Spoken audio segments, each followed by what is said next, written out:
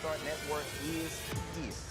Hold no punches. I'm real revolutionary right now. Support this man, Black Media. He makes sure that our stories are told. Thank you for being the voice of Black America, Roland. Stay black. I love y'all. All momentum we have now, we have to keep this going. The video looks phenomenal. See, there's a difference between Black Star Network and Black-owned media and something like CNN. You can't be Black-owned media and be scared. It's time to be smart. Bring your eyeballs home. You dig?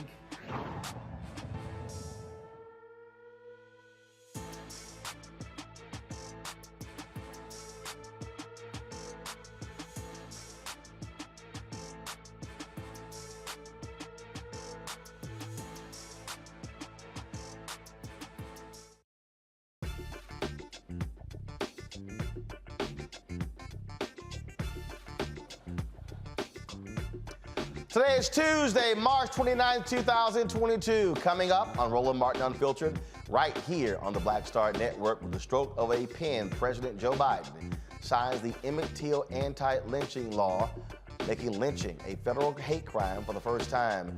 It's been taking 100 years in trying to make this happen.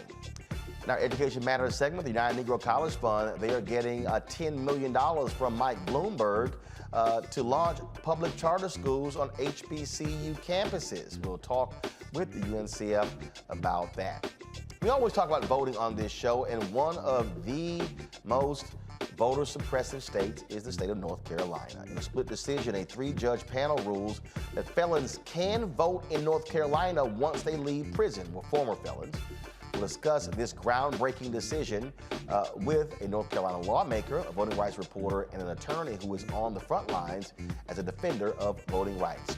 Louisiana Supreme Court says that Black Lives Matter activist Ray McKesson can be sued by a police officer who was injured during a 2016 protest. He'll join us to talk about that court decision. Trenton, New Jersey Police Department, they released body camera video of the shooting that left Jaquan Henderson paralyzed from the chest down. And yes, it's as awful as its attorney described for us last week. A Florida hotel employee gets attacked by a guest. He defends himself, and he ends up arrested without a job. Really? In today's Marketplace segment, I was cracking on my man Joe Torre, the comedian, about some shoes he was wearing. Well, the shoes by a Black-owned shoe designer company. Joe and I always having fun with each other, so we're gonna talk with that shoe design company right here on Roland Martin Unfiltered. Yes, we'll be talking with the creator of Rock Deep.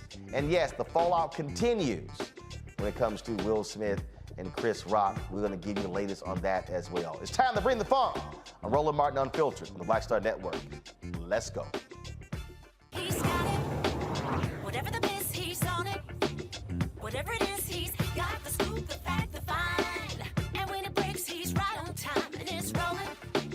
Best believe he's knowing. Putting it down from sports to news to politics. With entertainment just for kicks, he's rolling. It's on go, roll, roll, y'all. It's Roland Martin, yeah. Rolling with Roland now. He's funk, he's fresh, he's real, the best, you know he's Roland Martin now.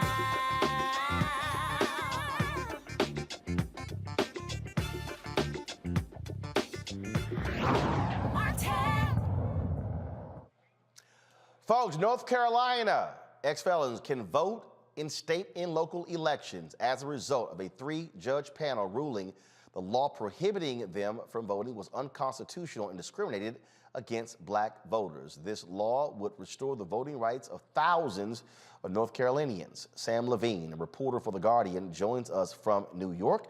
North Carolina State Representative Amber Baker joins us from Winston-Salem, and Mitchell Brown, counsel for the Southern Coalition for Social Justice, joins us now from D.C. Glad to have all three of you here. Sam, it was your tweet that I saw with regards to this particular story. Out of all the states that we have been covering over the last, I dare say the last decade, dealing with voter suppression, there's been no state that has been more heinous than North Carolina, where Republicans have been doing all they can to suppress voting rights because they are still pissed that then Senator Barack Obama won North Carolina by 14,100 votes in 2008, and they have been making it clear they do not want to see that happen again.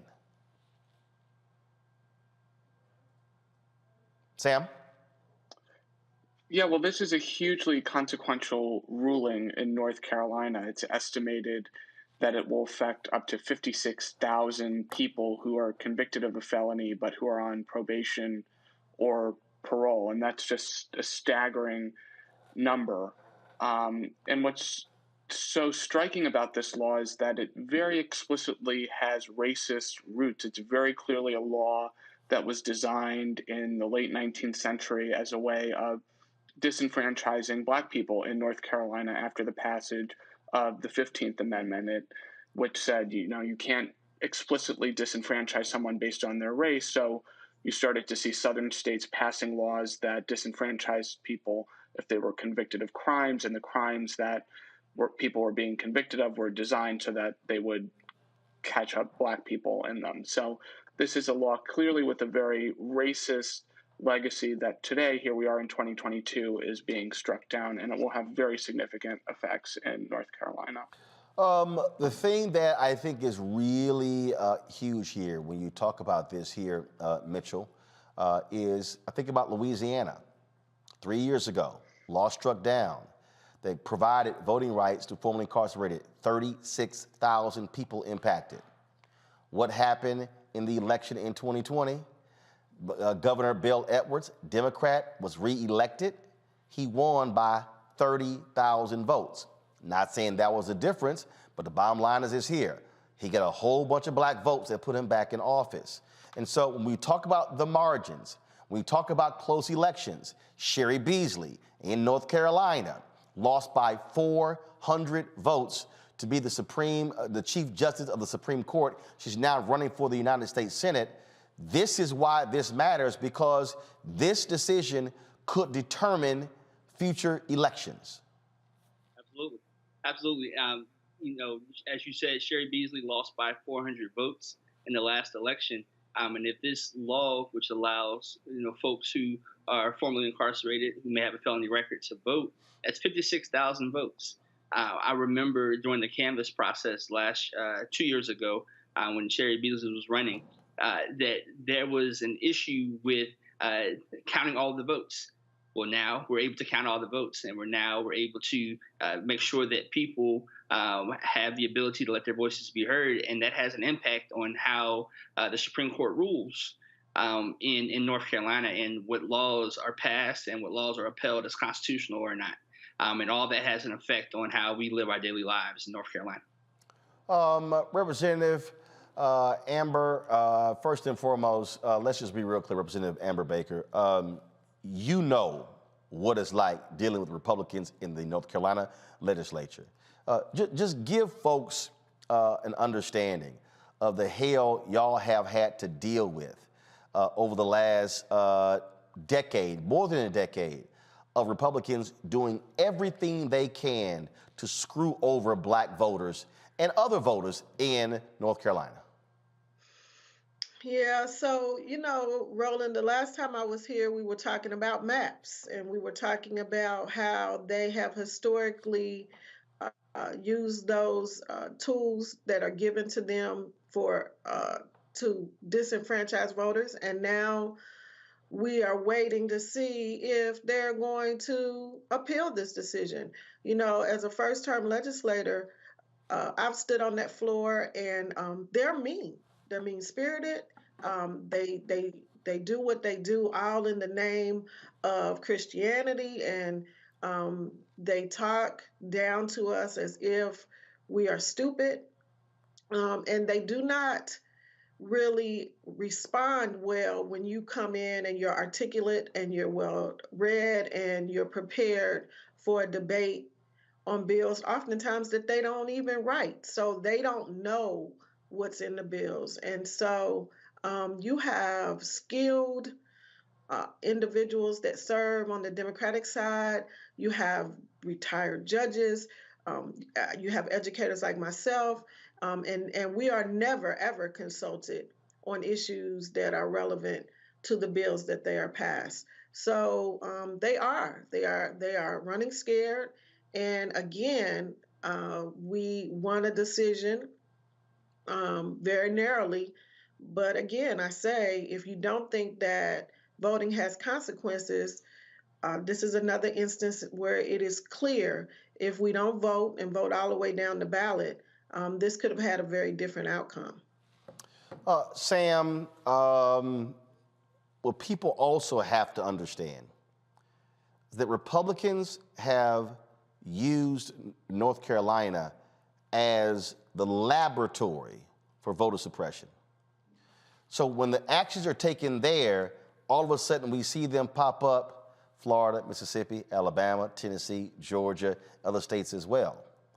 But what we have seen, to the point Representative Baker just stated, because of the power of voting, because of Moral Monday, because, frankly, Reverend Barber, the NAACP, causing white folks in North Carolina to wake up, you see them clawing back. So the reasons Democrats now have a 4-3 majority on the state Supreme Court, and the state Supreme Court has been ruling against them. You've had the federal courts who said it was a laser-like targeting of black voters that peeled back the voter ID law. I mean, we can go on and on and on. And so we've seen a very smart electoral strategy in North Carolina and a legal strategy that has been able to fight back these the efforts of these Republicans in North Carolina. Yeah, I think this case is part of what we've seen over the last few years, which is a concerted effort to use state courts and state constitutions to protect the right to vote. That's been used quite extensively in litigation over gerrymandering in North Carolina and elsewhere.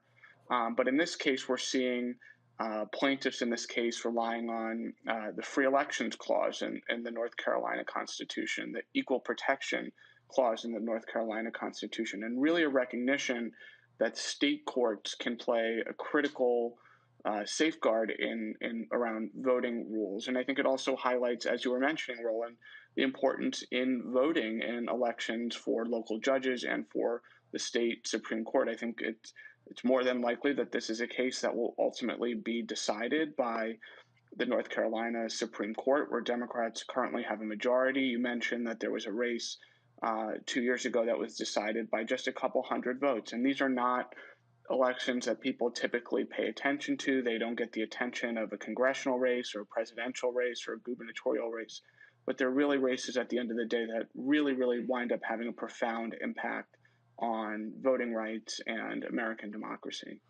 The legal strategy that I talked about there, Mitchell, really is important because, and I remember having a conversation with Reverend Barber about this, when they were fighting the gerrymandering issue, he and others told the white lawyers there, don't try to make this about political gerrymandering, make it about racial gerrymandering. What ended up happening? John Roberts-led Supreme Court said, the case that came out of Wisconsin, oh, we don't have any authority when it comes to political gerrymandering. And so what happened in the state there in North Carolina, it was overturned because of racial gerrymandering. This is also an example of how you properly listen, you use race when it's there, and you listen to black people and black lawyers to understand how to fight these efforts. And so in this case here, for them to say it specifically impacted African Americans, that's a huge part of this ruling. It's a huge part of this ruling. And Roland, you brought up a really important point that, it's all about race. At the end of the day, North Carolina has a robust history of voter suppression. And all of these voter suppression laws come together to impact us one way or the other. You look at the court talked about the election of judges locally in the late 1800s and how they took away local control from the counties, but then said, hey, if you want to be re-enfranchised, you have to go before the judge. And who picks the judge? The legislature. That did not have the best interest of black voters in mind. And if you fast forward to today, this is a great ruling and it opened up the floodgates of voting. But they said we're either going to bar you from voting, but even if you can vote, we're still going to put things in your way in order to prevent you from voting, whether that be voter ID laws that were struck down by both the federal court and the state court. or redistricting and making sure your vote is not weighted as much as others. Roland, you and I's fraternity has a statement that says a voteless people is a hopeless people. And I think this ruling and what we're seeing from the court is a lot of hope is being given back to people because they have the right to let their voices be heard.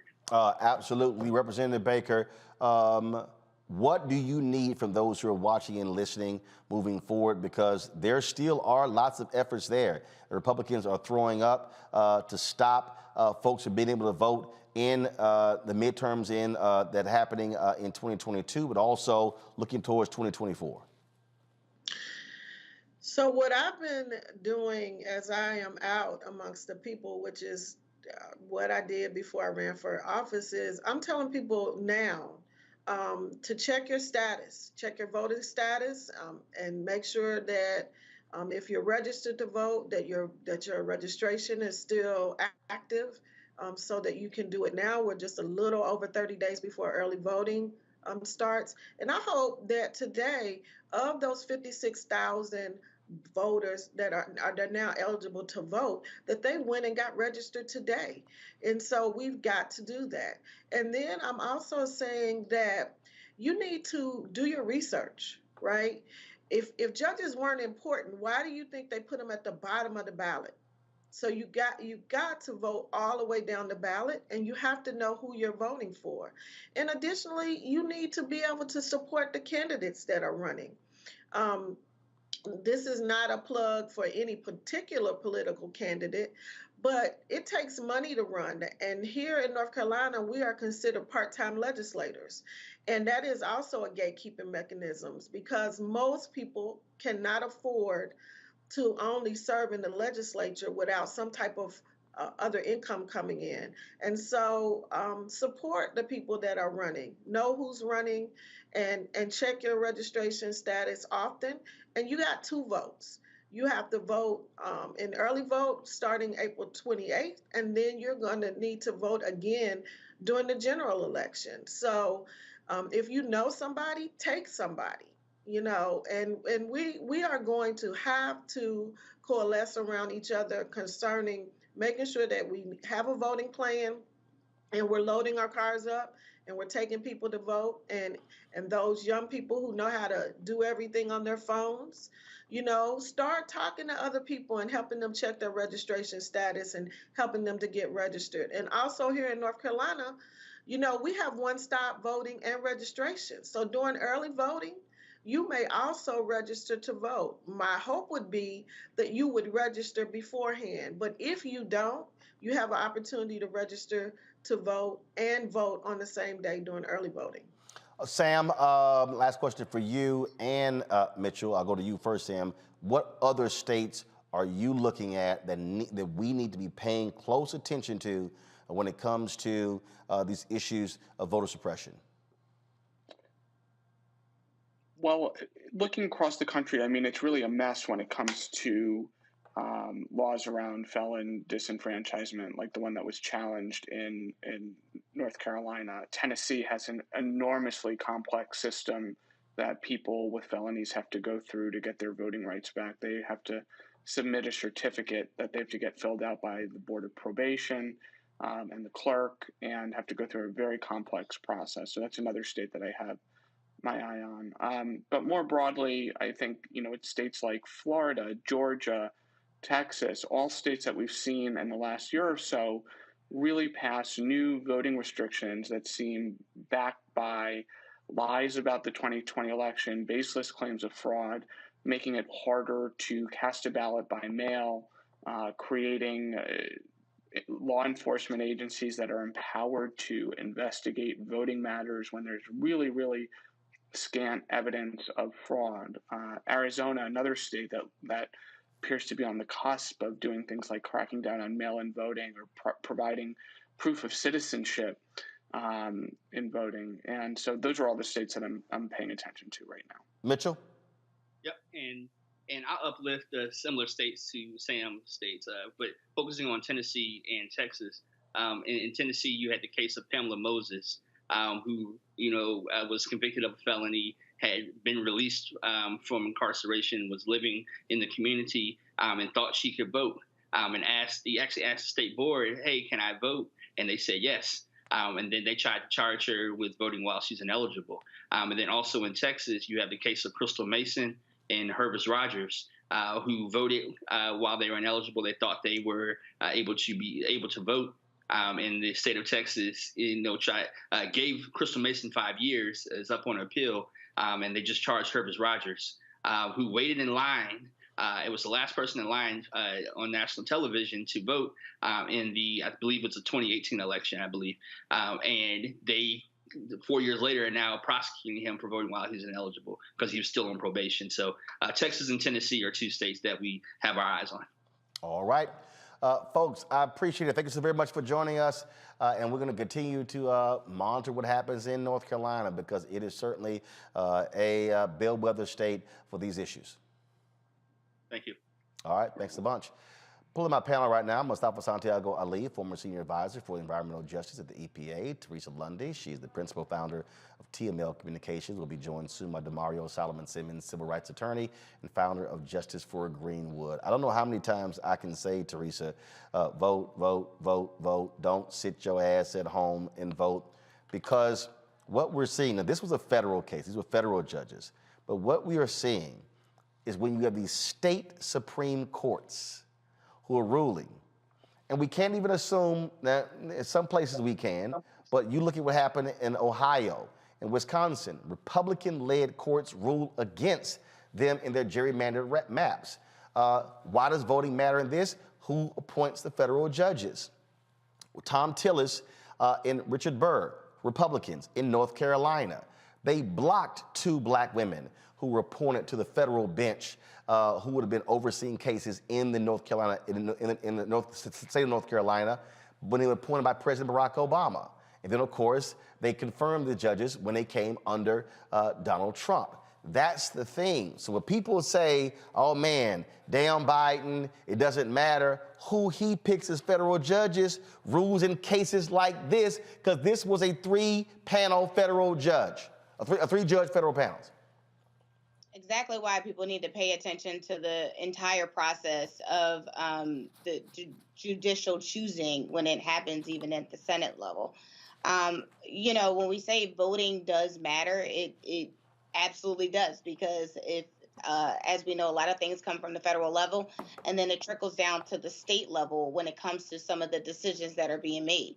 So, if we, keep complaining about some of these things and maybe the system just doesn't work. Well, part of it is we as individuals, something free that we can do is actually utilize our voice and utilize our resources and encourage the next person who we're dealing with other issues to actually go out and vote. This thing right here, Mustafa, the legal battle is just so critical.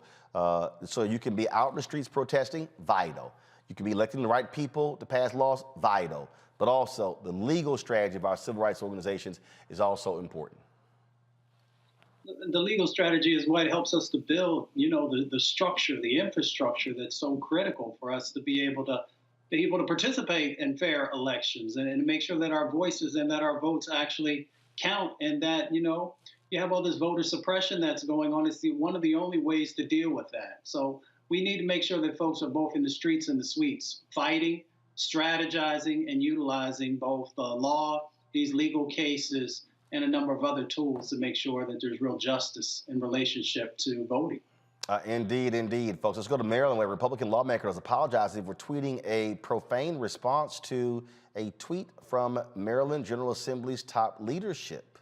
Maryland delegate Kathy Zelga said she meant to privately send this message to a close friend. Speaker Adrian Jones, on a tweet, says, see the joint statement with Senator Bill Ferg on Maryland's congressional map ruling. Well, Kathy decided to tweet, breaking, bitches, the court is not gonna like to see that. The 7 judges that get to see this and make a final decision will not like this press release. That is even better for us. Well, Senate President Bill Ferguson, now Speaker Adrian Jones again, were like, really?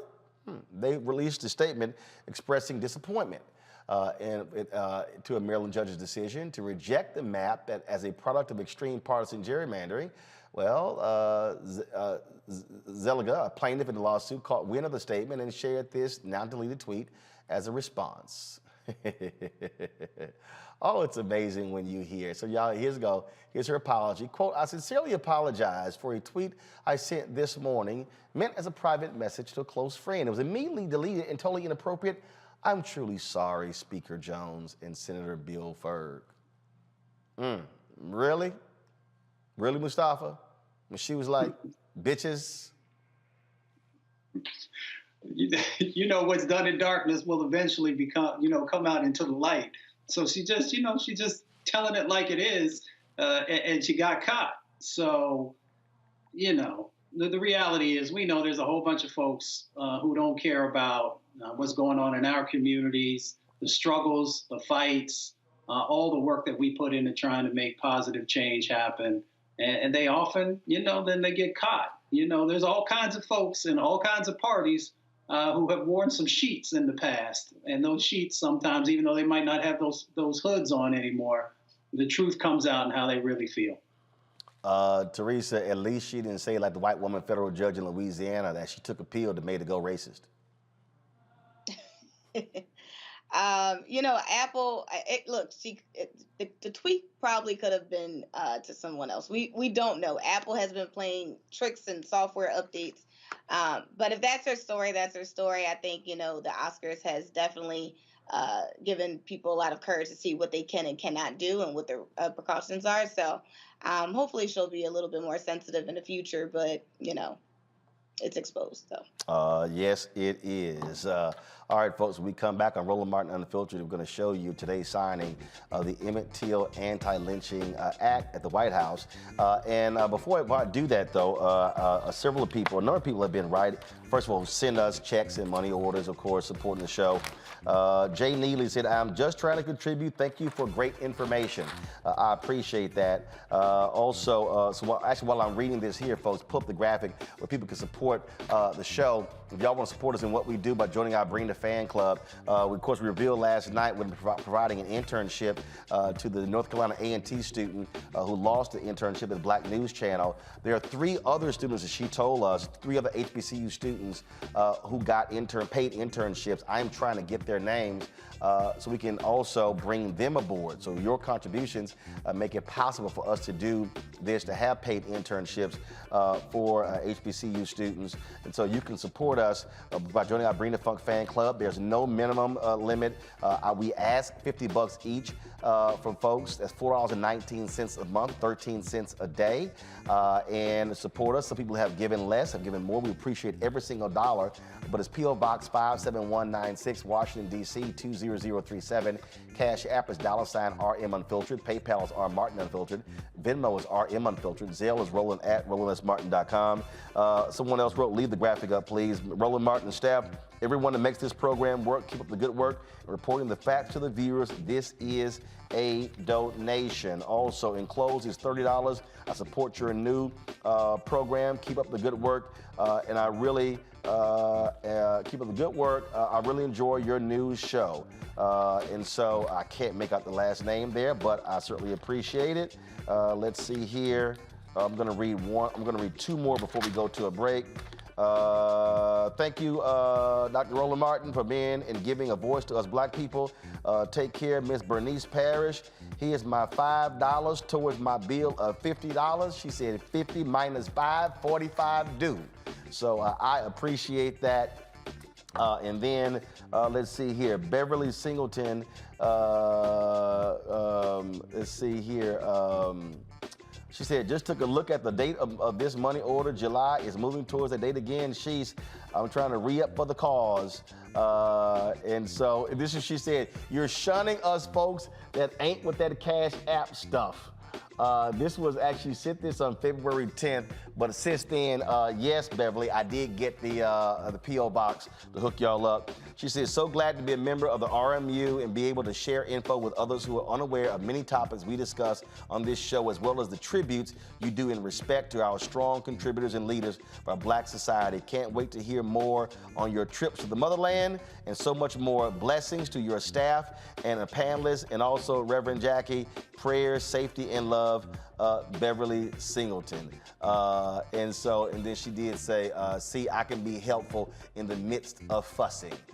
So y'all, we do have that. So if you don't want to give via Cash App, PayPal, Venmo, Zelle, y'all can send us a check or money order.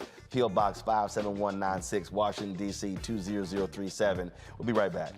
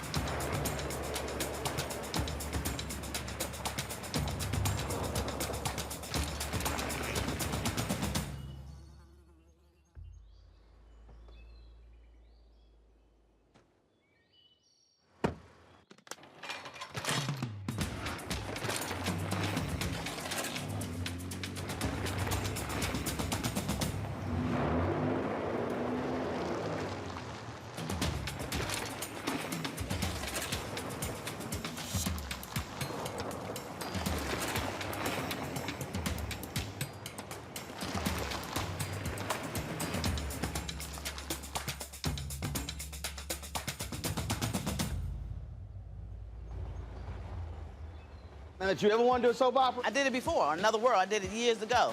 With Joe Morton, Morgan Freeman, called Another World. It's the funk now, but that's how I started in TV. My first job. My very first TV job. Joe Morton and Morgan Freeman were on a soap opera? Together. Yes, wow. I know. Oh, I loved it. I played a prostitute. I was real raw. My name was Lily Mason. I was a hoe on Tuesday, and then I owned the town 2 weeks later. That's how they do you. Right, that's how soap opera. You evolve, yeah. Right. So now I'm on this, but I'm rich right from Jump Street. So I'm loving it.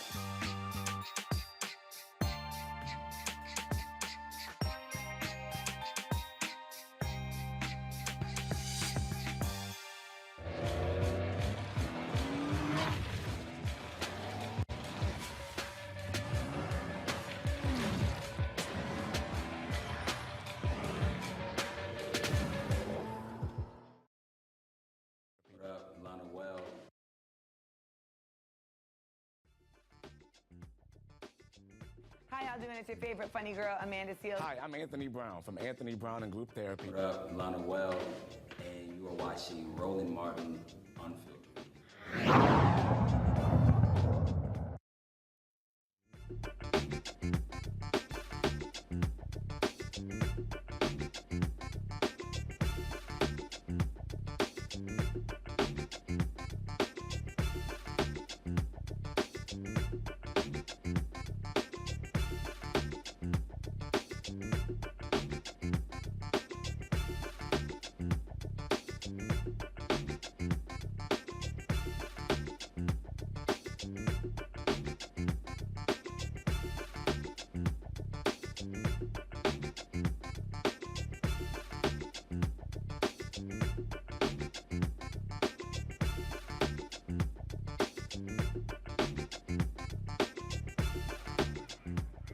A couple of hours ago, President Joe Biden signed into law the bill named after Emmett Till, making a federal hate crime for lynching, more than 100 years after the first attempt to pass such bill.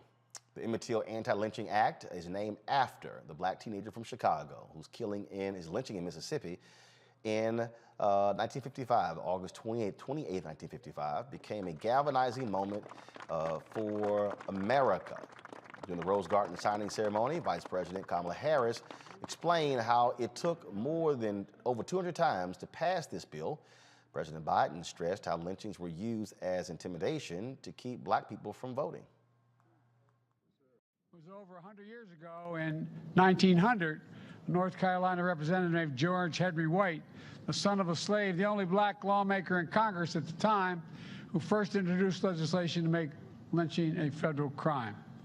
Hundreds of similar bills have failed to pass. Over the years, several federal hate crime laws were enacted, including one I signed last year to combat COVID-19 hate crimes. But no federal law expressly prohibited lynching, none, until today.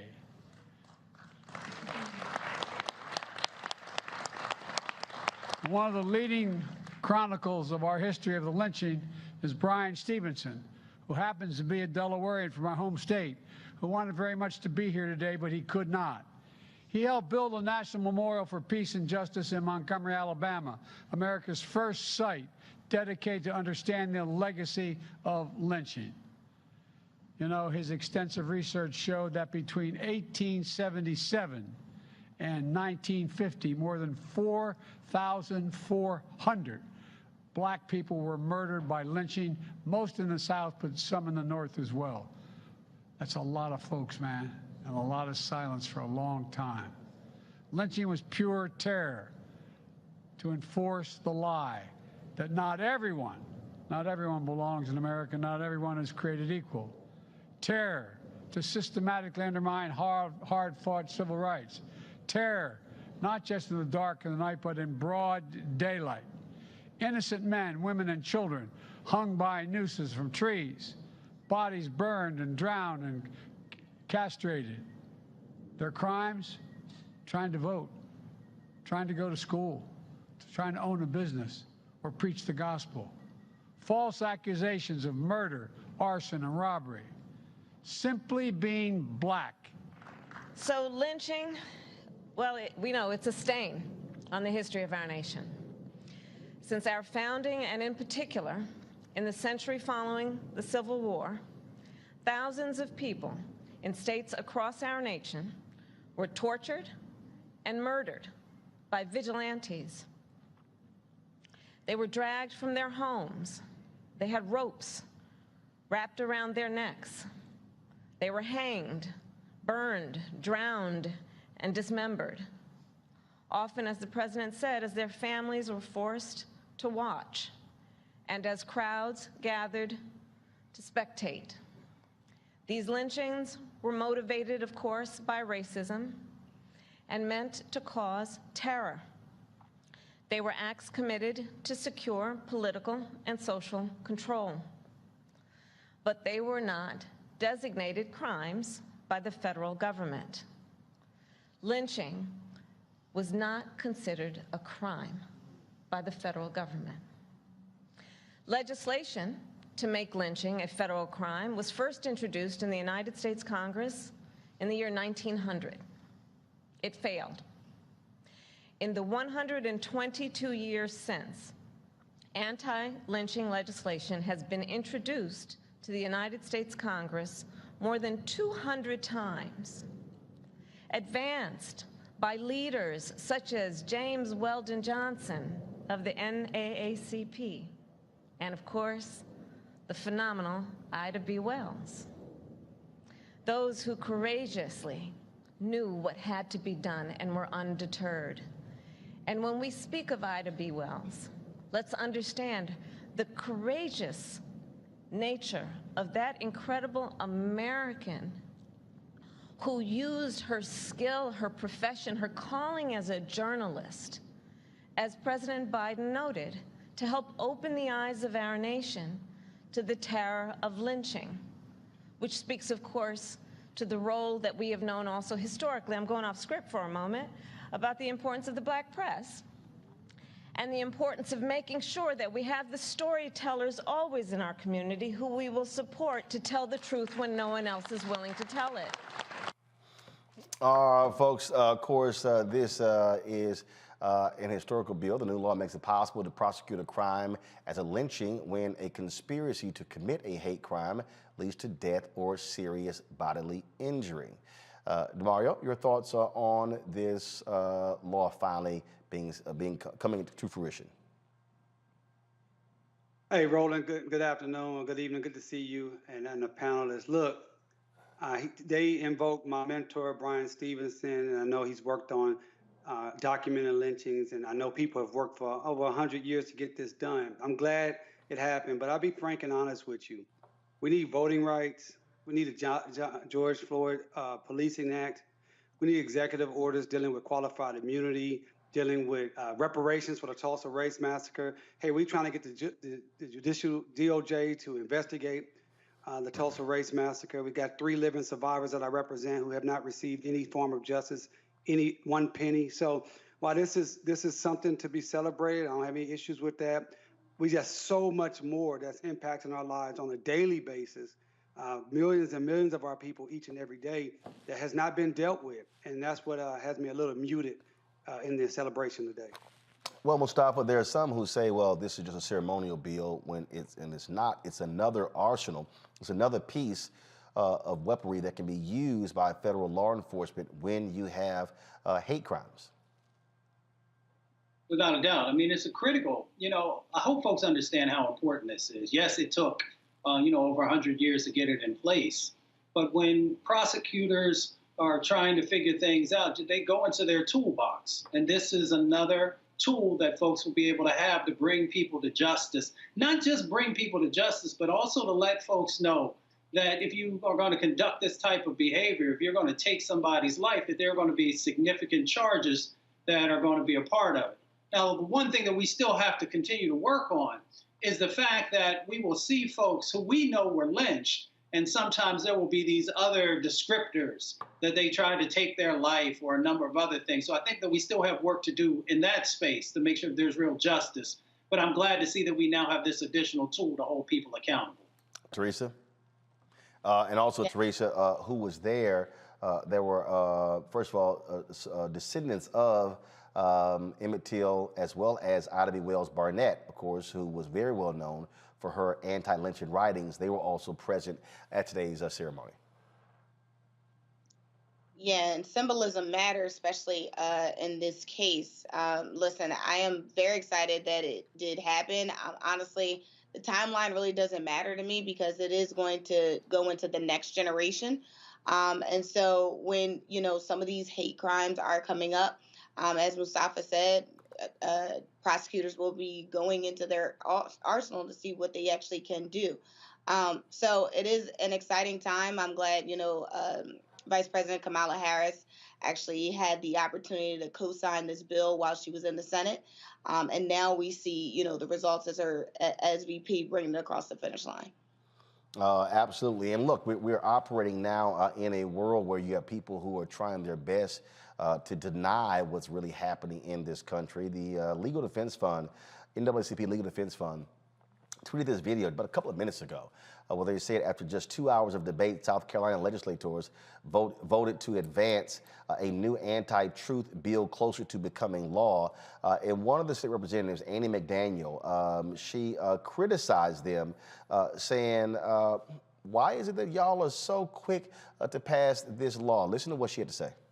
I would be very distrue to who I am if I didn't acknowledge the fact that we are advancing a bill regarding times in our history that might be taught that caused a lot of unrest regarding 5 bills, which turned into this one bill. And the bill is being advanced with a total racial split on this committee. All 5 African-American Democrats voted no. All 12 Caucasian Republicans voted yes. That sounds like we have taken ourselves so far back in history till it is totally unbelievable. When I think one of the requests was just for a little bit more time to talk about, digest, and most importantly, hear from teachers regarding this piece of legislation. Yes, ma'am. No, it's not even legislation yet. Regarding this document that is going to be advanced as a committee bill. Now, my question is, how do I remove my name as a sponsor of this bill because I care not to be a sponsor of this bill?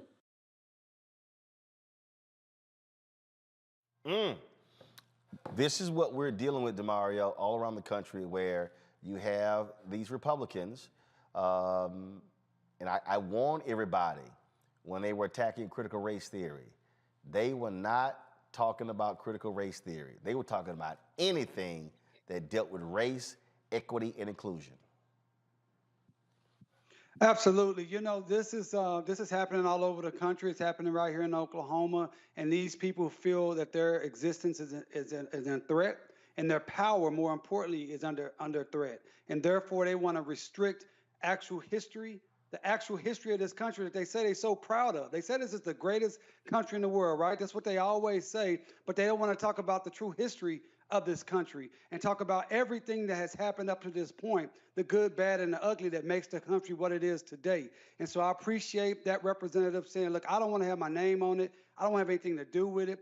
And it just pains me when I think about what Brother Senator Cory Booker said last week when he was defending the Judge Brown, Jackson Brown, and he brought up the name of Tim Scott, knowing what it's like to be an African American in this country. But Tim Scott supports this type of legislation, and we must speak truth to power to that it's not just the Black Democrats, it is those who have totally buy into white supremacy, the Tim Scotts of the world, the Herschel Walkers of the world, and others who are binding together with the white supremacists, with the Republicans, to try to restrict our history, our access to voting, our access to opportunities, our access to capital, and mass incarceration, trying to take us right back to enslavement, point blank, period.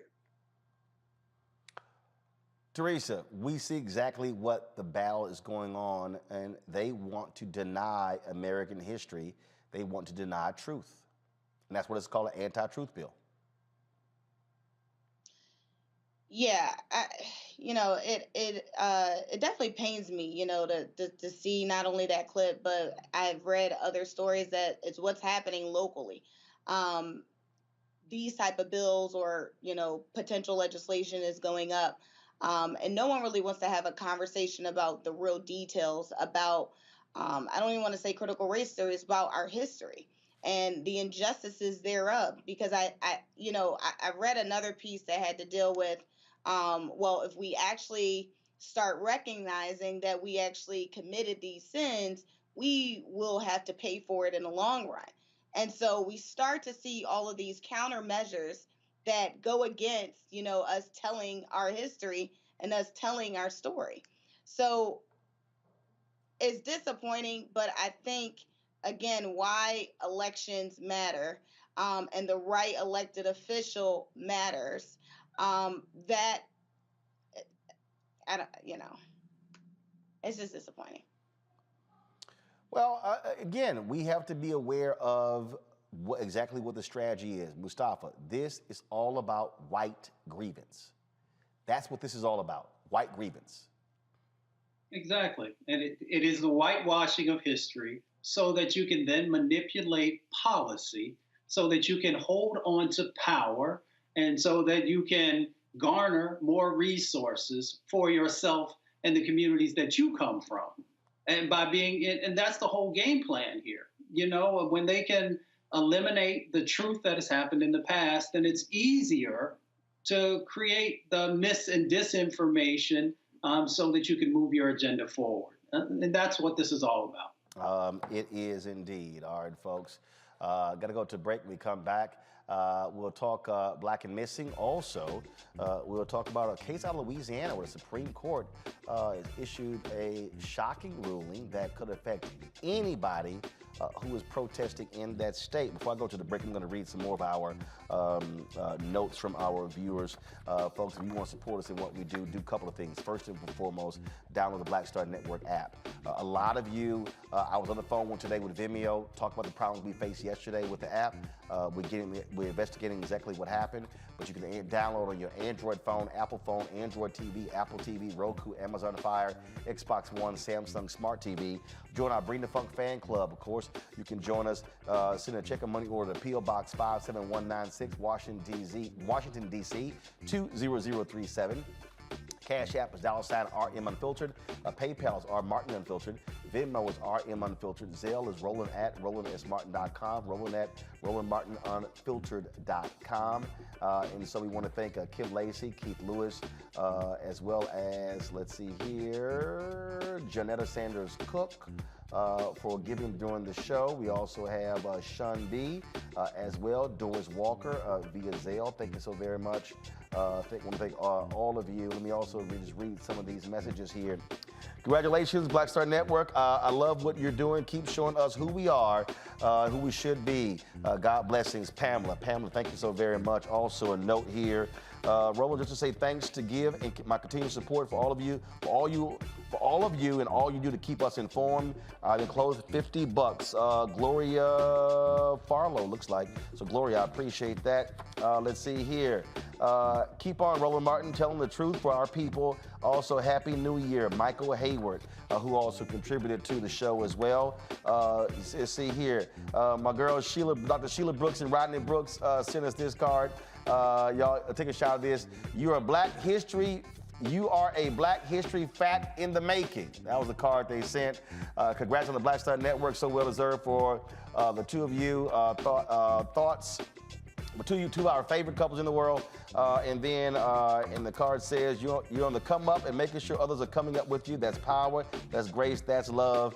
Love you much. Hugs and big hugs from Dr. Sheila Brooks and Rodney Brooks. And Sheila contributes $1,000 every year to us, so we appreciate that. Last card, well, it's that time of the year again. We're so happy for you and the Black Star Network. Prayer for continued success and good health. As a membership, Claudia and Rosemary Cleveland from Colorado.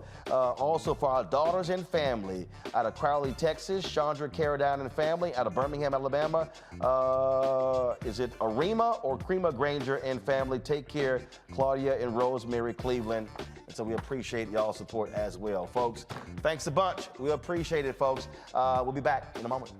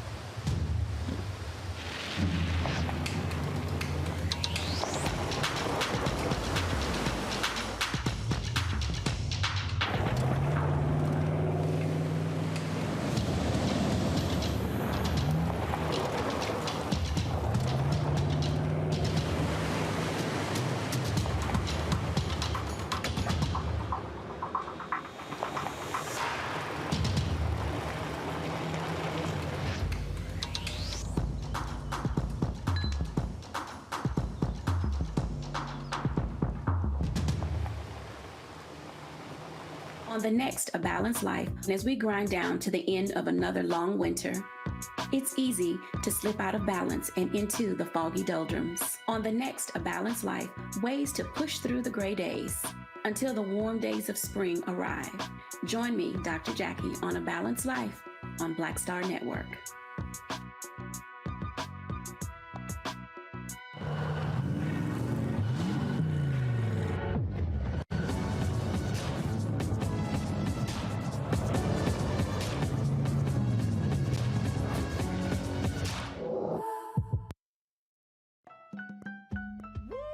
We're all impacted by the culture, whether we know it or not. From politics to music and entertainment, it's a huge part of our lives, and we're going to talk about it every day right here on The Culture with me, Faraji Muhammad, only on the Black Star Network. What's going on? This is Tobias Trevelyan. Hey, I'm Amber Stevens-West. Yo, what up, y'all? This is Jay Ellis, and you're watching Roland Martin Unfiltered.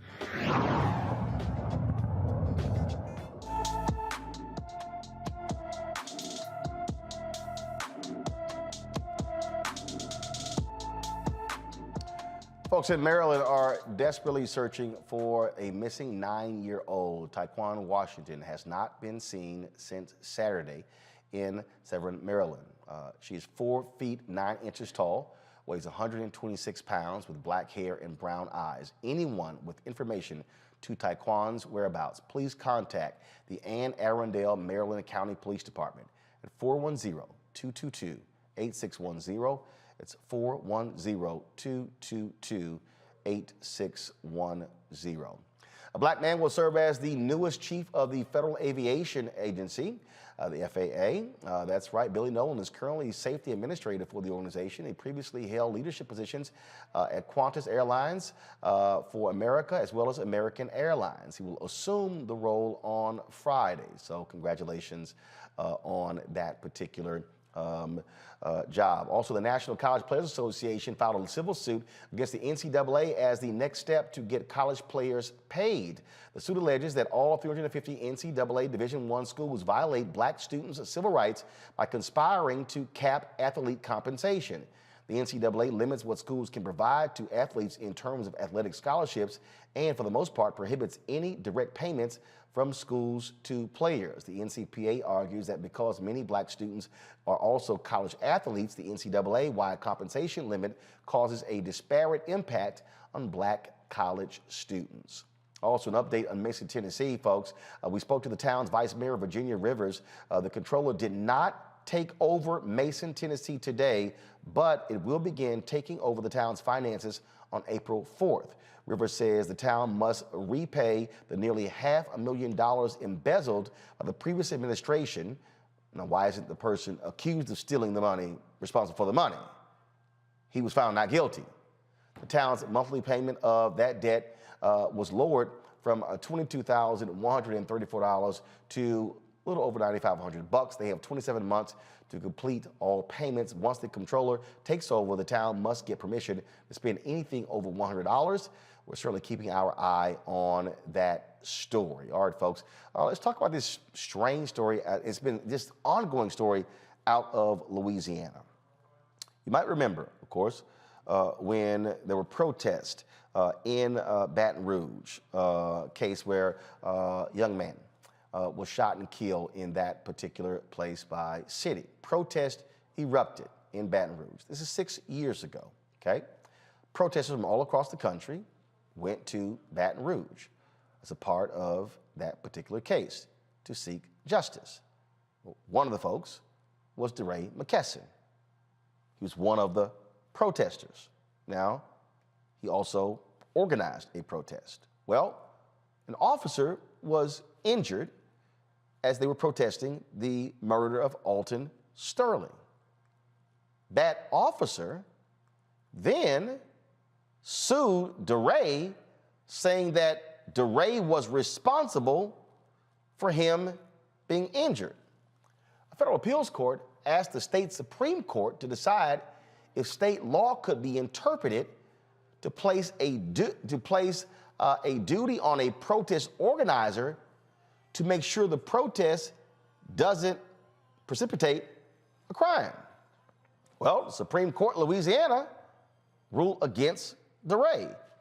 Folks, what this essentially is saying is that if anybody who is involved in a protest does something, the organizer could be held liable. That could have a chilling impact. DeRay McKesson joins us now from New York City. DeRay, the moment I saw this, I thought about Memphis, Tennessee. Dr. King led a march, and they organized the march. And at the back of the march, there were some young folks who acted a fool and started throwing stuff through windows, trashing cars. They grabbed Dr. King, put him into a car, actually put him into a hotel room. And he was so traumatized by it, immediately went to a state of depression. He was under the covers, fully clothed. And he later met with those young men who said they were put up to it by some other folks. And that part right there reminded me of Minnesota, as I met with George Floyd, when there was a video of a guy walking around busting windows and setting stuff on fire. And it was 2 years later we found out that it was a white supremacist who infiltrated the movement and caused it, but Black Lives Matter got blamed. This ruling literally says that if that happened, you're responsible. And you don't know who the hell's all showing up.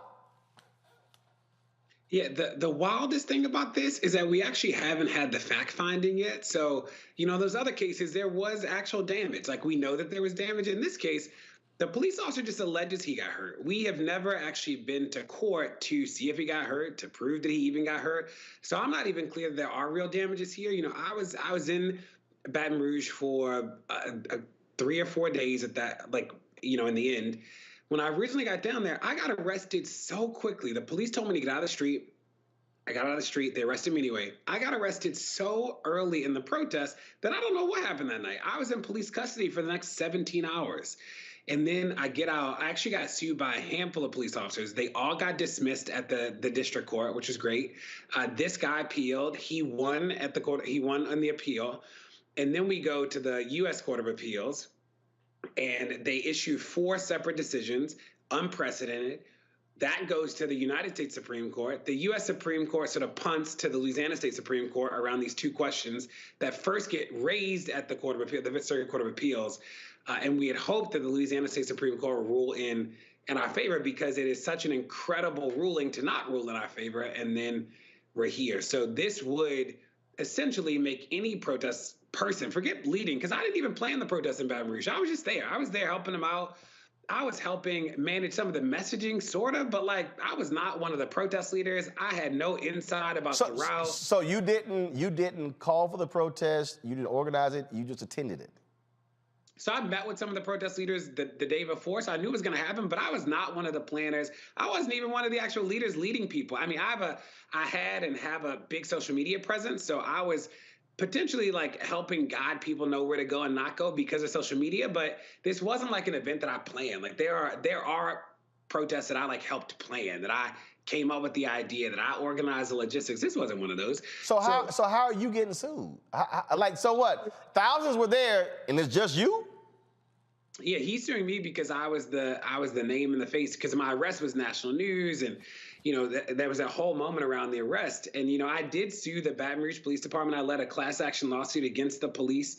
We won. It was the first class action lawsuit in the protest to sue the police for misconduct, essentially.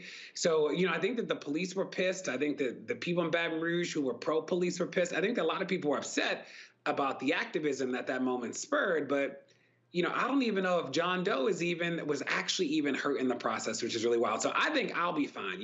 I have incredible lawyers, but the precedent that this sets is really chilling. And that's the point there, because literally, when you're organizing a protest, you don't know who the hell shows up. It's not like there's a check-in process and you're taking down names, cell phone numbers, date of birth, social security number to know all who is there. And even if you did all of that, anybody can literally join the protest. And if somebody leaving that protest goes and does something and punches a cop or throws something through a window, what? The cop then goes, y'all who were on stage, it's your fault because you brought these people here. And there is, the reality is that there is Supreme Court precedent from the 60s, from the sit-ins, that protects protesters from lawsuits like this. We were shocked that there was so much confusion about that at the Court of Appeals. When we go to the Supreme Court, when we went last time to the Supreme Court, we anticipated that they would just very clearly rule in our favor, because the precedent that the Supreme Court has established is actually pretty clear. And instead, they sort of punted on having to make a ruling about the First Amendment, and they deflect to the Louisiana State Supreme Court. The Louisiana State Supreme Court had a chance to just make this all go away. So the Supreme Court would not want to wade into it. I don't think that those Trump appointees want to come out with a ruling about the First Amendment. The hard thing is, if this becomes the law, then the January 6th people, Donald Trump, a whole lot of all the abortion clinic people, all of those people suddenly become civilly liable for anything happening at those rallies. And I think that the Supreme Court just didn't want to wade into it, but here we are. And it looks like they will have to wade into it. We will probably lose again at the Fifth Circuit, where we lost 4 times last time. And I anticipate that we will probably have to take this back to the Supreme Court.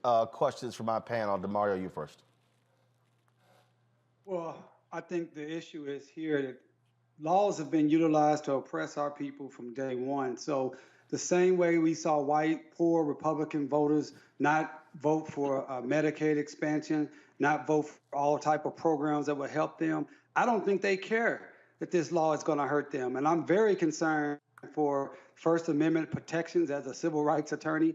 I'm very concerned for you, my brother, who, they would try to hold you liable personally, attorney's fees and all of that. We have a 6-3 Supreme Court that is I ain't gonna say conservative, racist.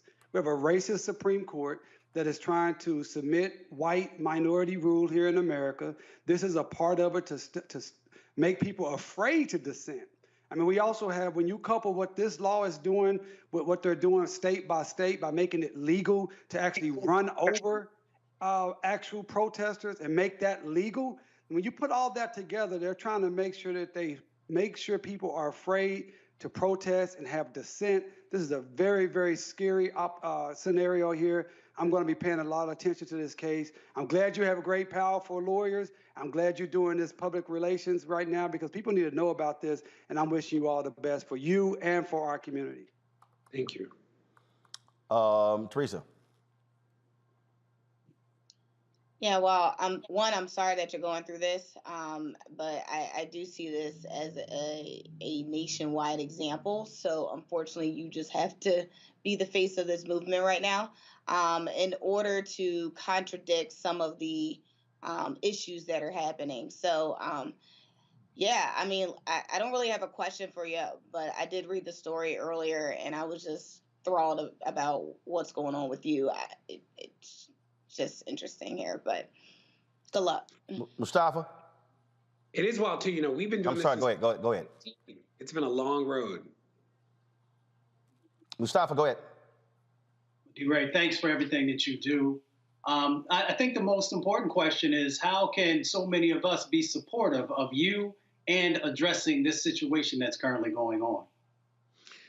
At this point, I think this really is in the hands of the courts, that the lawyers, the ACLU is co-counsel, David Goldberg, Supreme Court lawyer, he was the lawyer in Louisiana. He has been one of the Supreme Court lawyers who's working on this too. So I feel good about them. We've had, even the conservative people filed amicus briefs in support of us when we went to the Supreme Court last time because they get it. You think about all the Westboro people who trip at abortion clinics when the people are outside yelling, all of those people would be liable if this actually became the law. So we'll see. It's interesting to think about Louisiana, if the legislature can do something to affirmatively guarantee the right to protest, because that will be even more important in that state if the Supreme Court doesn't make a nationwide ruling that just makes it very clear. And I think that's that point right there that is important. And again, the people who are watching and listening, literally, this could apply to any protest. And that's the thing that folks have to understand. DeRay, we appreciate it. Thanks a lot. Thank you. All right, folks. This is, again, y'all might better pay attention because what's going on in this country, you're seeing a whole lot of this stuff, this mess happen, and you see the games that are being played over and over and over when it comes to our rights and our liberties. And so they only like the First Amendment, y'all, when they want to use it for their benefit. That's what's going on here, and we got to realize that. All right, folks. I do want to pick up yesterday. We went off the air last night, and that was that Chris Rock apology circulating around regarding what happened between him and Will Smith on Sunday at the Oscars. That apology was actually false. We told you that. We definitely confirmed it. It was not a legitimate apology. Chris Rock has not commented at all on any of this. But Jada Pinkett Smith, she has issued her first statement with regards to well, she actually did not speak to what took place on Sunday, but she did release this statement. Give me 1 second. I need to pull it up, please. She posted this on her Instagram page. This is a season for healing, and I'm here for it. That's all she posted. This conversation has still been raging all over social media because of the Chris Rock joke with regards to his G.I. Jane joke on Sunday night at the Oscars. And it's been extremely revealing, the back and forth. You got white folks out there who weighing in, oh my goodness, Chris Rock should be arrested. Will Smith should be arrested. Kareem Abdul-Jabbar weighed in, talking about that the actions of Will Smith evoke many of the racial stereotypes of black people. And this has to be said. And this is, and I need black people, please to listen to me.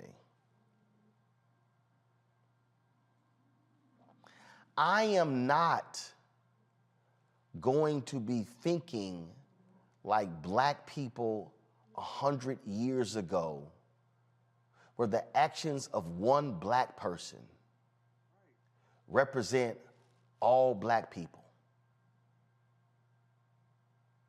What Will Smith did don't represent me or my brother or my daddy or my 4 nephews. And I think at some point, y'all have heard me say continuously that black people need to be reprogrammed, that we have got to remove white supremacy from our existence. Because I understand what Kareem was saying. But when we project that and say that, what we are actually doing is allowing white supremacy to continue to thrive.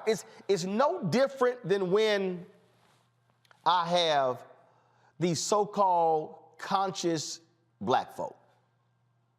You know, the super duper black people. And they think they the blackest of the black. And they can toss out letters and acronyms, and they can call themselves whatever they want, but they the most conscious black people. But who will tweet me or email me calling me nigger and a coon. And I say, I'm sorry. How can you be a conscious black person, yet you use the language of white oppressors against your very people? You can't. So you even using the language means your ass ain't conscious. And so I just think that we have got to learn, Mustafa, Teresa, and DeMario, we've got to fight to resist this notion that if somebody black does something, it reflects on all of us. And why you doing that? You making us look bad in front of the white folks. The language that I have heard from some people literally sounds like, well, if this had happened at the BET Awards, we can understand it. But man, you did this in front of the white folks at the Oscars. Well, first of all, BET ain't even black owned. So that's in front of the white folks. That, to me, is a part of this that has to change, Mustafa. Well, we definitely, psychologically, mentally, we have to address the trauma that has been literally pumped into us, and to begin to unpack how we see ourselves. And I'm not as worried about how the world sees us. If we do the work that's necessary to continue to uplift our people, then I think we're moving in the right direction. I will say that there's way too much violence that happens inside and outside of our community, and we have to be mindful of that. And we have to make sure that in totality we are addressing that, whether it is mental or physical or the other forms of violence and abuse that happen. So for me, I'm focused on how do we uplift ourselves, how do we strengthen ourselves, both mind, body, and spirit. And I think if we invest our time there, then we will be moving in the right direction to actually help our people be in a stronger position. This was the headline, Teresa. Will Smith did a bad thing. Slapping Chris Rock was also a blow to men, women, the entertainment industry, and the black community.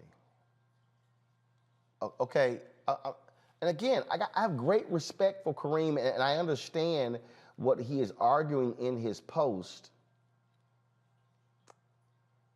But hell, if you're gonna say it was also a blow to men, women, the entertainment industry, and the black community, well, hell, that's everybody. Let me read it again. Slapping Chris Rock was also a blow to men, women, the entertainment industry, and the black community. Well, hell, if you stop at men and women, that's everybody. Don't forget, it's also a blow to Philadelphia. You know, it's. But this notion that we have to single out, ooh, this was a blow to black men. No, it wasn't. Go ahead.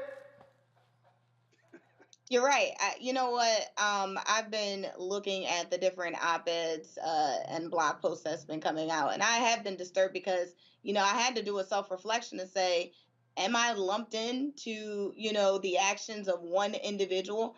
And I had to tell myself no. And so when I was having these conversations with friends of mine that aren't African American, I'm very clear that their actions is not my actions. So, you know, I was brought up a little different, and I don't think I would have reacted, but we don't know because we weren't in his shoes.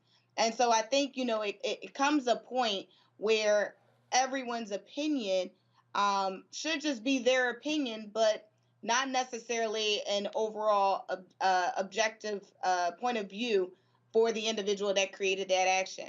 You know, we done seen so many memes that came out of this. You know, there was probably about 4 different articles that said this is a blow to Philadelphia, and, you know, this is the type of people that they raised. We have to be honest. Will Smith hasn't lived in Philadelphia for over 30 years. Sometimes he, you know, comes there for some of his projects, but he hasn't lived here. So part of it is, you know, it could be just wherever he was for 30 years. This could be a stake on LA. Right. So, I mean, we can't just keep putting these tags on individuals. We just have to say Will Smith did this because he felt this way. But I think, you know, putting this tag on an entire population also takes us back into this plantation mindset where we are only thinking of, you know, where, you know, if I mean, look, let's look at history. Right. If you were on a plantation, you did not have a name. You had an initial, right? And so if you were called by, you know, that initial of, you know, by your slave master, you knew who you were, right? And so for me, it's just, I'm not Will Smith. I am my own woman. It is not a disgrace to our community. And I just hope as individuals, we can all do better. It doesn't matter the color, creed, or religion, or where they're from. So, you know, the thing here, DeMario, that I find to be interesting. So, okay, all right. So you had that statement right there. Well, then you had Alec Baldwin. Alec Baldwin, of all people, who should shut his punk ass up. Alec Baldwin. The one that killed somebody? Didn't Alec Baldwin shoot somebody? Well, Alec Baldwin, whose gun discharged that killed the cinematographer on the movie set. The gun was in his hand, right? But That Alec Baldwin. I just want to make sure I'm talking about the same. Right. That Alec Baldwin tweeted, I'm sorry, the Oscars turned into the Jerry Springer show because of what happened. The same Alec Baldwin who is notoriously fighting people. The same Alec Baldwin who fought somebody over a parking spot. And this is where what I'm saying, why I disagree with Kareem's perspective. Does Alec Baldwin's actions speak to all white men? Listen,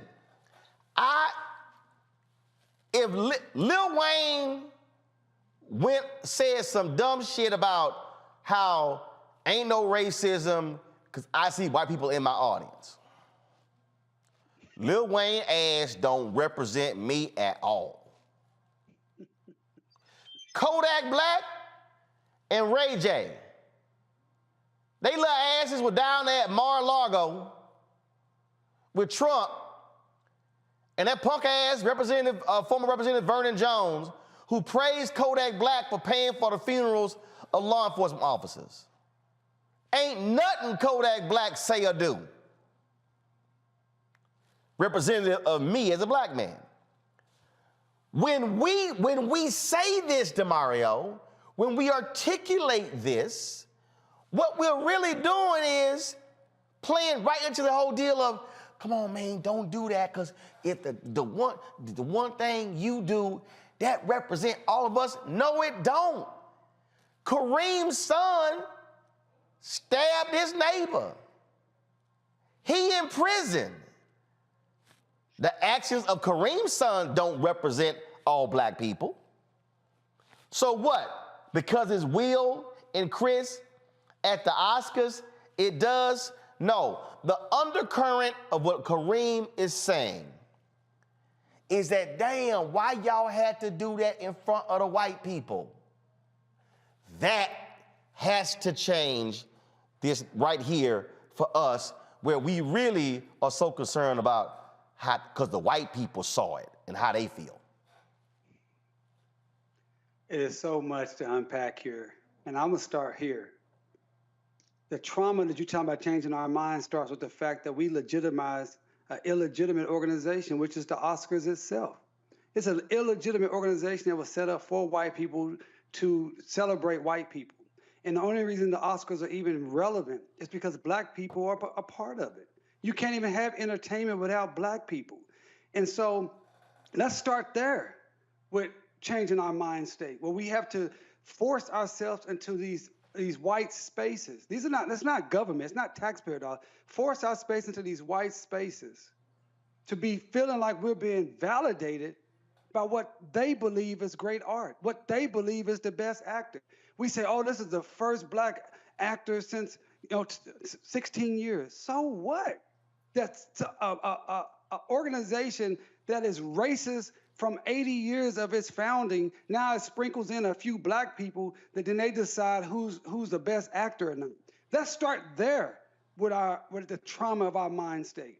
Number two, I saw the slap like everyone else. I would say that I was, if that happened to me, if you slap me, it's gonna be some slapping going on. As a man, I get all that, but I'm sorely disappointed that this is still such a distraction in our community. Do you know that President Biden, and I'm sure, Roland, you probably talked about it yesterday, in his new budget coming out, where he's wanting to give billions more dollars to policing, $31 more billion additional to the Pentagon to feed the war machine, sending more billions of dollars over to Ukraine to folks who don't look like us, who, according to published reports in the New York Times, the Peace Corps is telling, hey, black people, if you come over here, you may be called nigger, you may be called monkey, but we're sending our taxpayer dollars, black money, black taxpayer dollars over there, but we got black communities all around this country who cannot get proper funding, proper education, can't get reparations, can't get restoration for what was lost during urban development and Jim Crow and redlining. These are our real problems. So I agree with you that these particular acts of two rich guys do not represent the totality of black folks. But we have to start with the root of our mind state that we don't need any white validation, period, to be full-fledged human beings that can decide who we decide is the best, who we decide what is good, what is the next trend, and what should be important to us. Yeah, I just want us, when something happens, the default should not be, man, what you doing? The white people are watching. The last point here, I was talking to somebody, I'm gonna go to a break, then we're gonna go to talk about the UNCF and charter schools. I can't remember, somebody posted this, I can't remember who I was talking to, and they said, or was it a comedian? They said that it's interesting when black people, if we're talking to one another and then we mention white folks, we start whispering. I saw that bit and I said, damn, he's right. I've seen it happen. That we could be having a conversation and ain't nobody around. And we could be going on and on and on. But man, the white folks, they're like, why are you whispering? Ain't nobody here. That, y'all, is how deeply embedded white supremacy is that we act this way and see that. When what took place, that was Will Smith and Chris Rock. That ain't have a damn thing to do with the rest of black America. That's something they gotta resolve. Simple as that. All right, y'all, I'm going to a break. We're gonna talk about our Education Matters segment. We've got, just real quick here, Alfonso Newton said, I am 73 years old and don't understand how exactly Cash App works and don't want it connected to my checking account. But because of my learning curve, I am sending you this check. I've been following your show and really appreciate the work you are doing.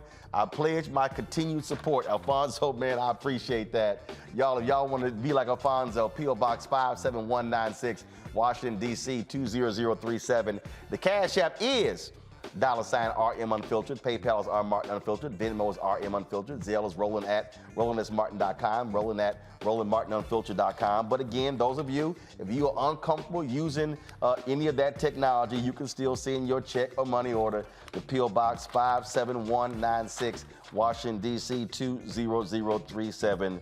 Folks, we'll be right back on the Black Star Network.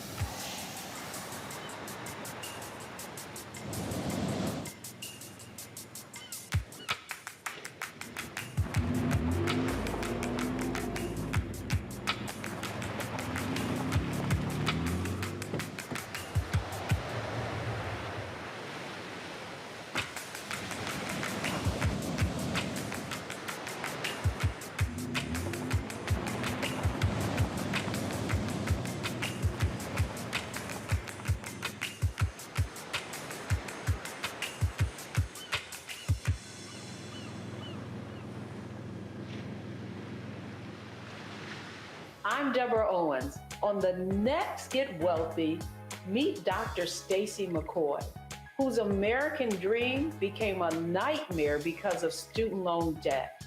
Whether you're paying $300 a month or eventually I got up to $1,700 a month. Wait a minute. Hold that for just a minute. You were paying $1,700 a month on your student loans?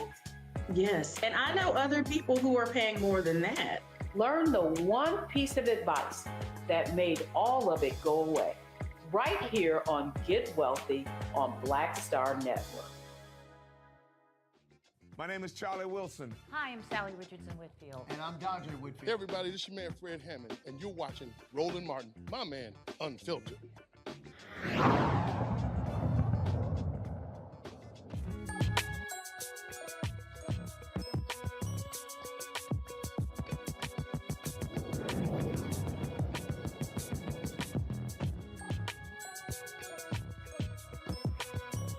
All right, folks, United Negro College Fund and Mike Bloomberg have announced a $10 million gift that will assist the UNCF in opening public charter schools tied to HBCUs, as well as help with the recruitment of HBCU students and teachers. This, of course, is a significant thing. You don't have a lot of charter schools tied to HBCUs, but you do see an increasing number of African Americans who are being supportive of charter schools. Now, folks, this new investment is part of Bloomberg Philanthropies' $750 million effort to create 150,000 additional seats for children in high-quality charter schools across the United States. Sekou Bittle is the Vice President of Advocacy and Student Professional Development Programs with the UNCF. He joins us right now. So, Sekou, so put people understand this here. So, how many HBCUs in America have charter schools tied to their campus? I know Howard University. Yeah, good question. Off the top of my head, I'm not sure how many institutions right now have a charter school connected with their campus. What we do know is there are a number of HBCUs around the country that do have K through 12 schools attached to their campuses. So Bennett College in North Carolina, Tougaloo College in Mississippi has one as well. And we believe this is a great opportunity to expand that network and go back to a legacy of what HBCUs used to have in terms of having K through 12 institutions directly connected to their institutions. So we're talking. So first of all, $10 million is a lot, but not necessarily a lot. So how many schools are we talking about? Because charter schools, again, schools range in size, so how many schools is the UNCF looking to open with this investment? Yeah. So I think a different way to think about this, Roland, is what we're really trying to do is work with HBCUs to catalyze the process of starting schools. So we want to work with as many HBCUs that are interested to start down the path of what's the right way for them to innovate in secondary education to help build a pipeline of young people that are ready for college and careers. And so this won't necessarily directly align to a number of new schools open, but it will hopefully get a large number of HBCUs working on both building teacher training pathways as well as opening new innovative schools. But the reason the charter school is important is because, one, you're having a much better control of the education of the students. What I mean by that is, and look, I'm a huge supporter of charter schools, but I'm a supporter of every form of education: public, traditional public schools, charter schools, magnet schools, private schools, online school, all of it, as long as it's working. And if it's failing, I believe in getting rid of it, including charter schools. But the thing that I always keep saying to people, if I understand, college is at the end of the education spectrum. If you've got a child going through elementary school, junior high school, and high school, and they're not meeting the grade, it's a good chance they're going to fail, or they won't even get to college. But if they do get there, they're actually going to fail. And so it is important to me having the ability to be able to create a school where you can be able to impact that child in elementary school and send them to that feeder school, to that junior high school, or even have a situation with Bloomberg's money where you create a charter school that's an elementary school, then a middle school charter, then a high school charter, and then they're able to go to the HBCU. So you're really controlling the entire educational process of that child. Yeah, I think that's right. I think it's also important, Roland, to really think about how, look, HBCUs have a rich history for over 150 years of helping, in particular, Black people find educational success and pathways into successful careers. And we think that the more that we can work to bring the best practices and the learnings of, over 150 years of education down the pipeline, so we're helping many more students and families chart the path to success. Because we know overwhelmingly Black families, parents and students aspire to go to college and get a degree and go on to successful careers. And we think that bringing some of the know-how and the experience, and in fact, frankly, some of the cultural relevance that exists in the HBCU community down into K through 12 is going to be hugely important to communities. So when we're talking about this $10 million, in terms of how is it going to be partitioned in terms of for school development, and then for teacher development, and then student development. So how are you breaking it up? Yeah. So we still have a lot of work to do on that front, Roland. I will tell you, there actually, if you think about this, sort of three things that need to be done here at least. So obviously, we're going to be working with HBCUs on building their readiness and their interest in, who's interested in getting involved in a project around expanding downward into the pipeline, whether it be middle school or high school, and working on building pathways to college there. We're going to be working with HBCUs on who wants to get involved in doing innovative work. There's an innovative project that at Xavier University in New Orleans, the Norman C. Francis Teacher Residency. So innovative teacher training and professional development models. But also, Roland, frankly, a part of this is working with HBCUs, but also working with community members to figure out what is it the communities want and need to have happen in the education pipeline, and how do we co-create with communities, the HBCU leaders, the kinds of programs and innovations that community members want to have and that parents want to have their children exposed to. Questions from our panel. I'm going to start with Teresa. I went to Philadelphia where we took our School Choice is a Black Choice program, where you have African Americans who who control charter schools, who lead those schools there. And my whole point is, I've always been saying, I want to see more Black people controlling charter schools, because the people out there who say, oh, I don't like charters, here's the difference. We control the curriculum, we control the budgets, we control who gets hired, we control the money. Teresa, your question or comment. Yeah, well, thank you so much for representing UNCF on bringing this initiative to the forefront. One of my questions is, because there is a Black coalition here in the city of Philadelphia that is fighting to not only keep their charter school open, but to make sure that it's equitable across the field. So what is one thing that the Bloomberg Philanthropies can do to actually maybe reach out to some of them? I think it's maybe about 10 or 12 schools, but maybe look into it a little further to maybe help their cause to make sure that their schools not only had the option of just staying open, but had the ability to stay open. Yeah. So let me be clear. I can't speak for Bloomberg Philanthropies, but I will speak for UNCF. And, part of what we're trying to do here, Teresa, is recognize, and I think you raised an important issue about sort of the equitable treatment of, in particular, Black-led schools. We want to make sure that starts at the beginning, right? And that we're providing the resources, the support, and that they're getting the same kind of opportunities that other school leaders and entrepreneurs get to start schools, and also get the support structure from institutions to help them grow, be strong, and be stable. Because that's oftentimes the challenge. And I know a lot of issues on this show come back to issues of, inequitable treatment and conditions that Black people and institutions have. And part of what we're trying to solve for here is, how can we build strong foundations for strong institutions, for Black students and Black community, in the Black community, led by Black institutions. Mustafa. My question is, we have these examples of other projects that are going on where there are charter schools connected to HBCUs. What's come out of that? What has been the analysis that is saying this is a good direction to go? Yeah. I think, one of the most important things that we see when we see schools connected to HBCUs in general, and that is that in particular, sort of the cultural elements that are successful in helping HBCU students thrive come down into middle school and high school examples. And that's, the intrusive advising, all the sort of culturally important things that are built around not sort of like add-ons to, and you have to be Black, but are intentional about, we're here to support the success of Black young people into becoming successful Black adults, gets built intentionally into the culture of how the school operates. I think that's hugely important. I think that's clearly so much of what's been missing in so many of our schools. Demario?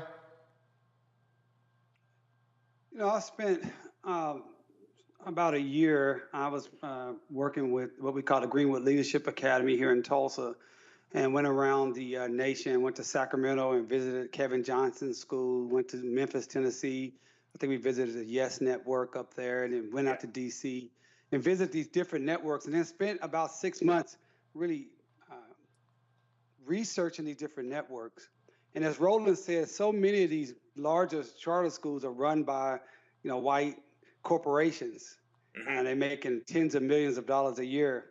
So my question is twofold. One, what has been done with these funds and overall to make sure that this funding goes to Black led institutions? Yeah. And then number two, that these institutions, as we control the curriculum, but can have more African-centered thought and African-centered perspective, and not just Black people running the same type of white supremacist type systems? Yeah, great question. So I think the first part of it, what we're focused on is building pipelines and pathways for Black teachers and Black leaders, because we believe that, much like we see in successful HBCUs today, that having, Black leaders in place working in communities that they are connected to, that they listen to, they work well with, we're more likely to set up successful programs and systems in schools that help the students that they're designed to help.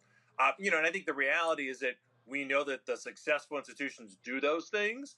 So we're going to work really, really hard to both identify the kind of people who want to do this work and some who are already doing this work who perhaps want to connect with an institution in order to scale and build out, grow a school that they're currently operating or a program that they're currently have in existence. So there's a lot of work to be done here. But I think you hit some important points, which are that this has to be Black people doing the right things for Black people, which we believe is important and which is part of what we're going to be doing here, not simply Black people doing something that somebody else did poorly also. All right, then. All right, well, good luck with it. We look forward to getting more information about it. And again, we want what's the best for our students and want to see them succeed, and that's really what it's all about.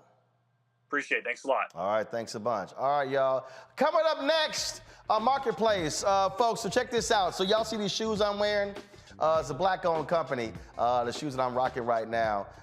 And so just give me camera one. So what y'all will see is, so we're going to talk about the owners next, but I'm going to tell y'all how they got on when Joe Torre and I, let's just say we had a few words for each other. Because, he a Lil Mega. He is Lil. So we had a few words for each other at the Eric Dickerson Golf Tournament that was in California a few months ago.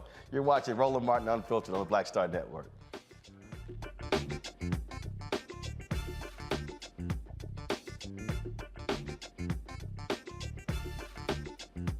Black Star Network is here. I'm real revolutionary right now. Support this man, Black media. He makes sure that our stories are told. Thank you for being the voice of Black America, Roland. Stay Black. I love y'all. All momentum we have now, we have to keep this going. The video looks phenomenal. See, there's a difference between Black Star Network and Black-owned media and something like CNN. You can't be Black-owned media and be scared. It's time to be smart. Bring your eyeballs home. You dig?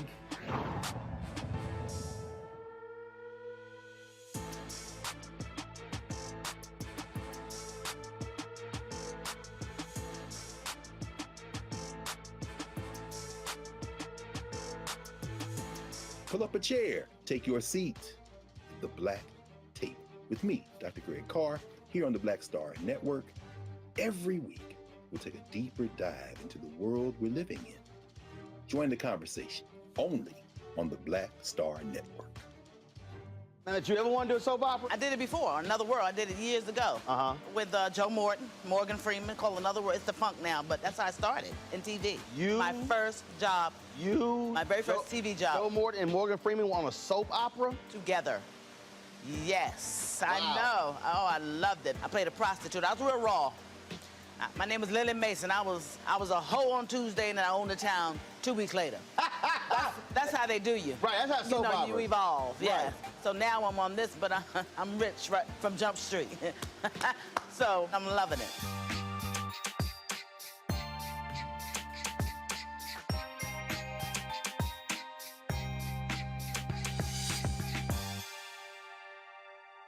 I'm Bill Duke. This is Diala Riddle, and you're watching Roland Martin Unfiltered. Stay woke.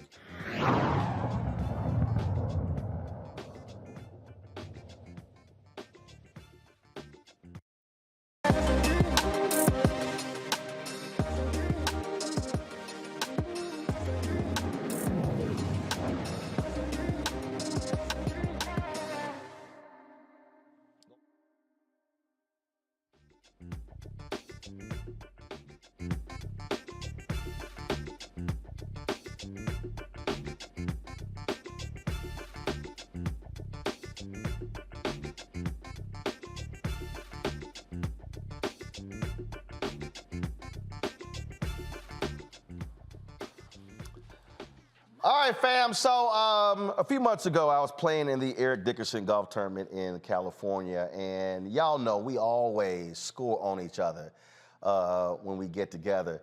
And so especially that's the case with me and Joe Torre. So before the tournament, we were on the putting green with Alonzo Mourning. And as we always do, we talk a little trash back and forth. And so I'm rocking my Houston Astros. We were in the World Series at the time playing the Atlanta Braves. And so, say it again here, I couldn't hear you. So we were sitting here, talking trash on the putting green. And this is actually what took place. Listen to this. Get your pumpkin patch looking ass fuck up out of here, man. Tell me about it. This motherfucker pop like a genie. Leave us fucking alone, First of all, you out here wearing them Smurf shoes. No, this is from my line, my shoe line, bro. You have a shoe line? That's right. That's right. Cool. That's right. It's Rock Deep. It's off of shoes called Lil. It's off of Rock Deep Global. It's on IG. Black man got his own shoe line. I got my Stage Killers. I've been wearing them. These are my golf line right. Watch your mouth. Watch your mouth, son. Well, first of all, what's the name of it again? Rock who? It's Rock Deep Global. Rock Deep Global. It's on Instagram right now. That's the company that's doing my shoe. Yeah, okay. All right. Thank you, out of North Carolina, bro. Yeah, all right. No, I'll get you a pair. Right. I'll get you a pair. Right. Get you a pair. Those are the shoes. Stage Killers. Those are the shoes. Legends of Laughter. Those were the shoes when you were a kid. Your mom and dad bought at the grocery store. Yeah, man. That's what they are. That we can find them. You see what they are? They're at Dollar General. You see what they are? That's right. They're at Dollar General. Yeah. Rock Deep Global. Yeah, okay. Go to it, baby. Black man company. You know what I'm saying? That's how we do it out here. GBGB. Get back, get black. First comedy. See, first comedian. Nobody know what the comedian. hell. Give back, get black. Okay, that's what it means. GBGB. Okay, get black. All right. Get back. Get back, get black. Flip around. Whatever you want to. He can't even remember what the hell his own shoe is. Man, I want to spit on your camera. I was trying to say, it's like, man, piece of biscuit is about to come out. Rock Deep Global, baby. That's right. Joe Torre, the first comedian with his own shoe line. The Legends of Laughter shoe line. The Standing O's. All right. The Stage Killers. That's what I'm doing. That's what we're talking about. That's what I'm releasing first. This is the golf, one of the golf versions. You done? I mean, we ain't got enough space on the card. You done? We got 128 in it. You done? I know. Rue! You know that little youth group he's in. It's all about the alpha. So we're sitting there rocking, and so you could Joe couldn't even remember the name. I'm like, Joe, you can't tell about you got a shoe line and you can't remember the name of the shoe line. So I posted a video, and the folks at Rock Deep hopped on my page, and they were like, come on, Ro, we had hit you back about our shoe line. We never heard back from you. Until they checked their DMs and realized that I did hit them back. Then they were like, oh, damn, my bad, you did hit us back. So we're going to go ahead and send you a pair. And I was like, well, first of all, if you're going to send me anything, it's going to be black and gold. And so that's what, yeah, I know, Mario, you can't wear these. So I know your two little brothers there, Joe Torre and Alonzo Mourning, they were there in the video there. But you know, these here don't look good at all in any other color but black and gold. But Mustafa, you understand that. You can wear these, Mustafa. You can wear these, DeMario King. Joining us right now is Rocky Paris, the CEO and founder of Rock Deep from Oxon Hill, Maryland. Glad to have you here. So y'all finally got Joe straight on knowing the name of the company, because he was struggling at the top of the video. I think y'all had a couple drinks rolling that. No, hold up. I ain't never drank. I've never drank in my life. That must be that Omega. That Omega, he probably had a Bloody Mary that early. But no, we got him straight, and but we're good, and I appreciate you having me on, first of all, and yeah, Joe, for representing Rock Deep. I think he was, getting mixed up between the Rock Deep Global, which is our IG name, which IG won't give us our real name, Rock Deep, but yes, Rock Deep is the company name. Gotcha. All right, so how long have you guys been around? This is our 10th year in business, and not my 10 years of business, but 10 years of Rock Deep. I've been doing business for a long time. I'm a businessman by trade, hustling from where I've grown up to where I am now.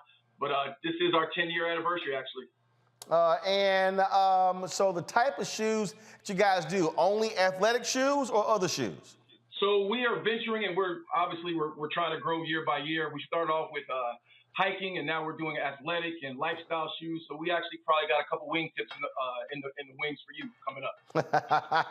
Yeah, well, I will do that. So walk folks through, because so many of us, so many people are used to wearing Nike, wearing Adidas, and it's hard to get people out of that. And I'm quite sure y'all have had to deal with folks who are, man, I don't know if your stuff real, what, they gonna fall apart, kind of stuff along those lines. And I remember it was years ago, ABC, I think it was ABC 2020, they did, it was, I think John Stossel, and they did a story on Stephon Marbury. And they were talking about his shoe, Starbury, and I think he was selling them for $15-20. And they went to a university professor, and I wish I could find him. It was a brother, and they actually did. If y'all can find it on YouTube, let me know. Just look up Stephon Marbury, John Stossel, ABC 2020, Starbury, and they did a deconstruction of the shoe, and so they literally tore the shoes apart, and they compared the Nike to the Starbury shoe, and the guy went through the padding, the sole, of the ankle protection, and he basically concluded it was the same shoe. He said, so $15 compared to $150. He said, you really spend $135 on that box. Correct. Well, for the name, but I disagree, because it wasn't really apples to apples, because you can't really put a Jordan Air, even though 30 years ago, they're still using that technology as if it's brand new today. They're still selling you a $15 technology for about $300. But back then, he really wasn't doing EVA to EVA and upper material to upper material. He wasn't using a signature Jordan. He was doing an old team Jordan. So I'm actually familiar. I'm 49 years old myself, so I go back a little bit ways myself. But to your earlier point of how do we get people to believe in us, brand loyalty, and just being out there hustling. We didn't get here overnight. We started off with a Kickstarter with one shoe, and now we're up to 300 styles. But, people see us right now, like me being on Roland Martin's show and saying, man, you done made it. Yeah, you're overnight success. And I'm like, man, it only took me 49 years to get here. So, and I was listening to you last night as well. It's all about not caring what people think about you, and doing what you're going to do regardless of what, staying within your vision and being true to yourself. It wasn't easy. And if everybody thinks they could do it, I invite you to do it. But for us, unfortunately, we had to wait until people of our hue came and joined the party. But I'm glad they're here now. But it took pilgrims supporting us to keep us here 10 years. But right now, I would say we are neck and neck with our people supporting us just as much as everybody else. Absolutely. First of all, y'all YouTube people, look, I don't know how we ain't hit 1,000 likes. Y'all slow, so let's get it going. It's only at 645. I ain't gonna ask again now. This don't make no sense. I gotta keep telling y'all to hit that like button. Now here's the point I wanna make. Now I almost brought him in, but I wasn't gonna give him a free shot because Nike don't advertise with us. So show these shoes again. So I would dare say these shoes here that I'm wearing, it's a compression style. It's a compression style. Now I have a pair of black and gold Kevin Hart Nikes that look very similar, that are compression style. And I can tell you those are horrible on my feet because they're too damn compression. I mean, I'm talking about they damn near strangle my feet, they don't breathe. And it's hard to actually, I'm just being honest. I mean, and it's hard, I don't wear them a lot because it's hard to get my feet in the shoes, how they're constructed. These were a lot easier matter of fact, do this here. Go to the Alex. Go to or Eric. Go to the room, tech room. Bring me out that folding chair, please. It was a lot easier for me to put these shoes on, and they feel even more comfortable and breathe in terms of how I'm wearing them than those black and gold Kevin Hart Nikes that I have. So let me explain to you why.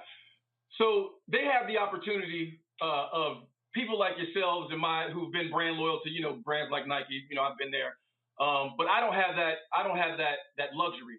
When you go to once one of our stores were open or onto our website, I don't know what you're going to pick. I have to hit every single time on comfortability, and shoe looks are subjective. What you like may be not what I like, and what I like may not be what anyone likes, but I have to create outside of myself. So, but when I put these shoes on you, I have to build the shoe from inside out. If it is not comfortable, you are not giving me a second chance. If it's good, you're going to give us a second chance, but we literally have to make the best first impression when you put that shoe on for the first time. All right, so here's the perfect example. So when I put this, I'll go ahead and take a seat. I'll show y'all folks, just so you understand. So when I got dressed, boom, I sat here, and these shoes here, this pair, no laces. There are no laces. So in terms of Bennett, it slid right on. I'm gonna tell you right now, I gotta struggle with those damn Nikes. And so again, just walking people through, just in terms of just how they feel. And so when you talked about hitting, so I take it you got some that what? Laces, some not laces. Why this particular style here? Just curious. So I sent you something because you're a little closer to my age than I am with my kids, and I wanted to get something for you that was comfortable. And as we get older, we want to do less tying of laces and all that jazz. So I just sent you something that was a slide on, and I knew it would be comfortable, so I know you like it. Plus, as of some of my cousins, you are alpha, so I wanted to send you the black and gold just to represent, because I knew you probably, since you don't wear sneakers much, I knew you'd wear those. Alexa off. Sorry about that. Well, yeah, like I wear them. I wear them. All right, we got questions from the panelists. Yes, an alpha is gonna go first, Demario. Mustafa, go ahead. Rocky, congratulations. I was on the website 3 times today. Rock deep, whether it's your apparel or the shoes, it's just fire. So congratulations on that. I'm interested in, what inspires you to bring out all these, just really, really hot different types of products that you have? So originally, great question, by the way. So originally, I did it because, I grew up poor. My parents weren't buying me not even $100, but not even $200-300 shoes. So I wasn't going to be a hypocrite and sell back to my community shoes that I couldn't afford as a child myself growing up.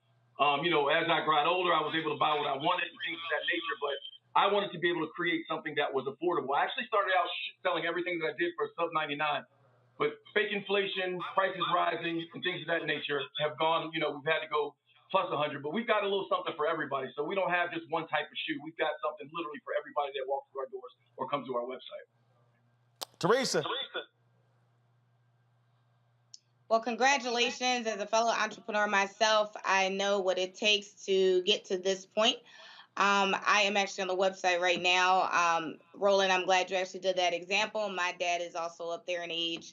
And so I am literally going online trying to find him sneakers, because literally we were just at the store the other day and he was talking about I'm over shoelaces and I need something that's comfortable. So hold on, let's be clear. I ain't got a problem tying no damn laces. So that shit ain't got nothing to do with me being 53.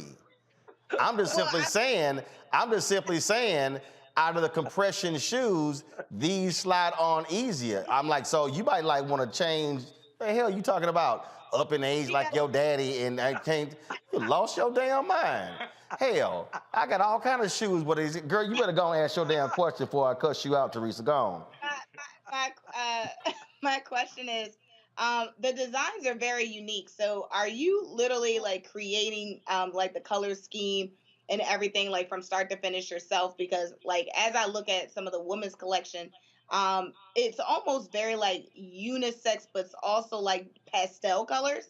And, African American people, we look great in pastels. So, that's just kind of one thing that I was noticing outside of the really good pricing. So if you maybe want to expound on that, that would be great. Sure. So if you look and you'll notice a lot of the names, other than, you'll see the Dahomey, which is for the Dahomey Amazons, and you'll see, Kush, or just many names that are from, are just from Africa. And I have some from Italy and things of that nature, but all my shoes tell a story. So those colors come from someplace. I don't just go and stick colors on the shoe. Well, sometimes I do, but I'm literally designing 10 shoes at a time because, if you just work on one shoe, you can kind of get burnt out. So for me, I'm researching, I'm reading, I'm looking up things. And I always tell my kids, I have 7 kids, and I always tell them, be inspired by everything. So literally, I always have a notebook with me all the time, and people know this who know me. Just know I'm always taking notes. I wake up in the middle of the night with an idea and just write it down. But I do have a chief designer, Jameson, who is phenomenal. Basically, if I think it, he can bring it to life. And we have a small team, but I love my team. Rudy, my wife, and Renee, who helps us with the shipping. But we do what we do just from love and from inspiration. So for the colors come from us. We are the colors. I mean, I know a lot of people love jazzy and colorful, bright things, but it all goes into the story of what we're telling for each shoe.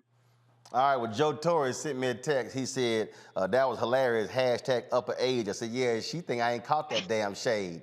I know Teresa thought I ain't catch that. Oh, I'm quick now. And I'm gonna hit your ass right back. Talking about just like my daddy up in his age.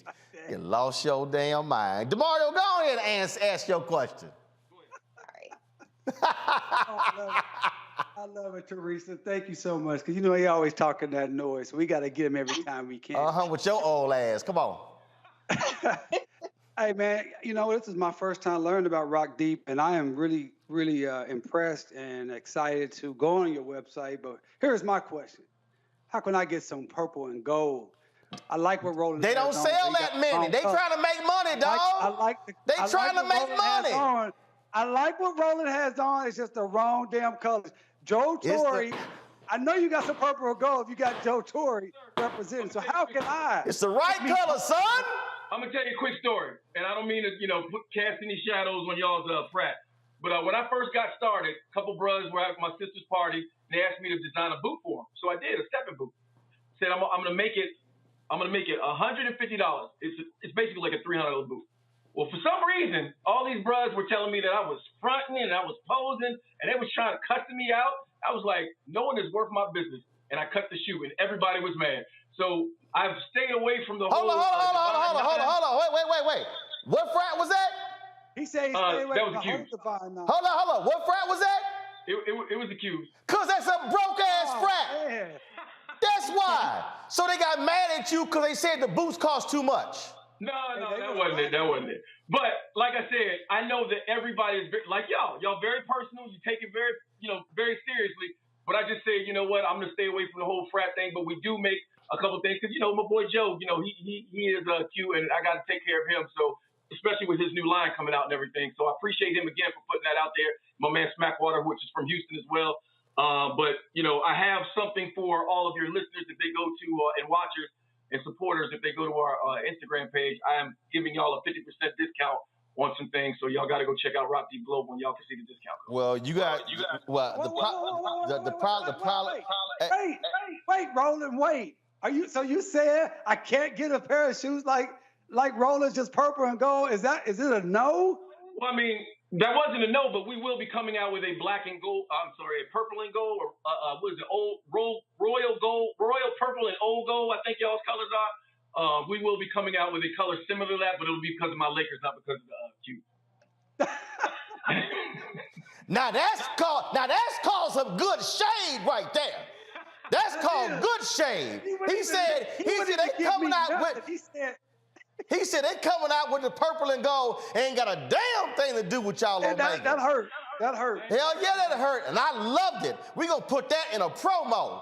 He said, and look, and just so you know, when you said they colors are purple and old gold, they could not be original because they took the old gold from Alphas because we had it first. So damn it, we know what's up. So that's what's up. You're gonna have to probably send me because here's the problem that I have. The problem that I have is my dad wear the same size as I do. My dad got a habit of wearing my shit and like it leaving the house.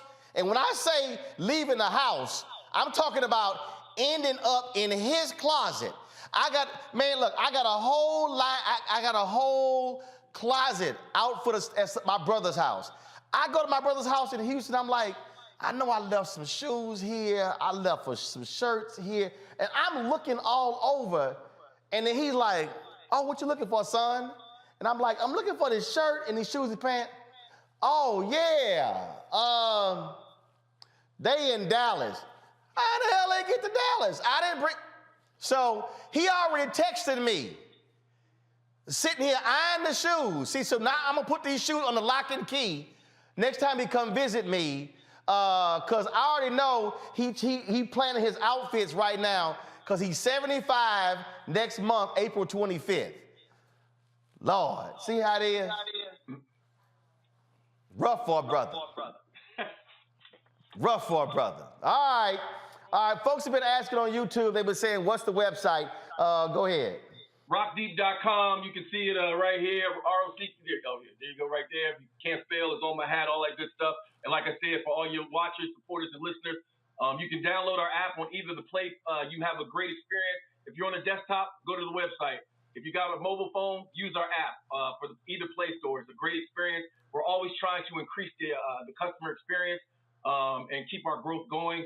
I just let people know, and if I could just say this, if we supported our own, right, 1%, if 1% of us supported our own, we would control more than we complain about not controlling. Oh, I agree.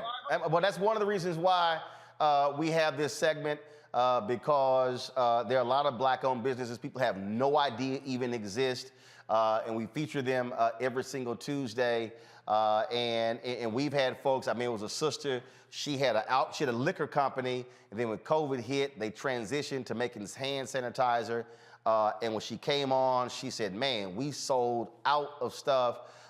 We sold headphones, shoes, because people, and that's one thing people appreciate, because if you look at the rest of these shows out here, that's why I love when I see these people talk about, oh, follow these people over here. They talking about Black news. Well, no, they talking, but they not actually covering what's out here.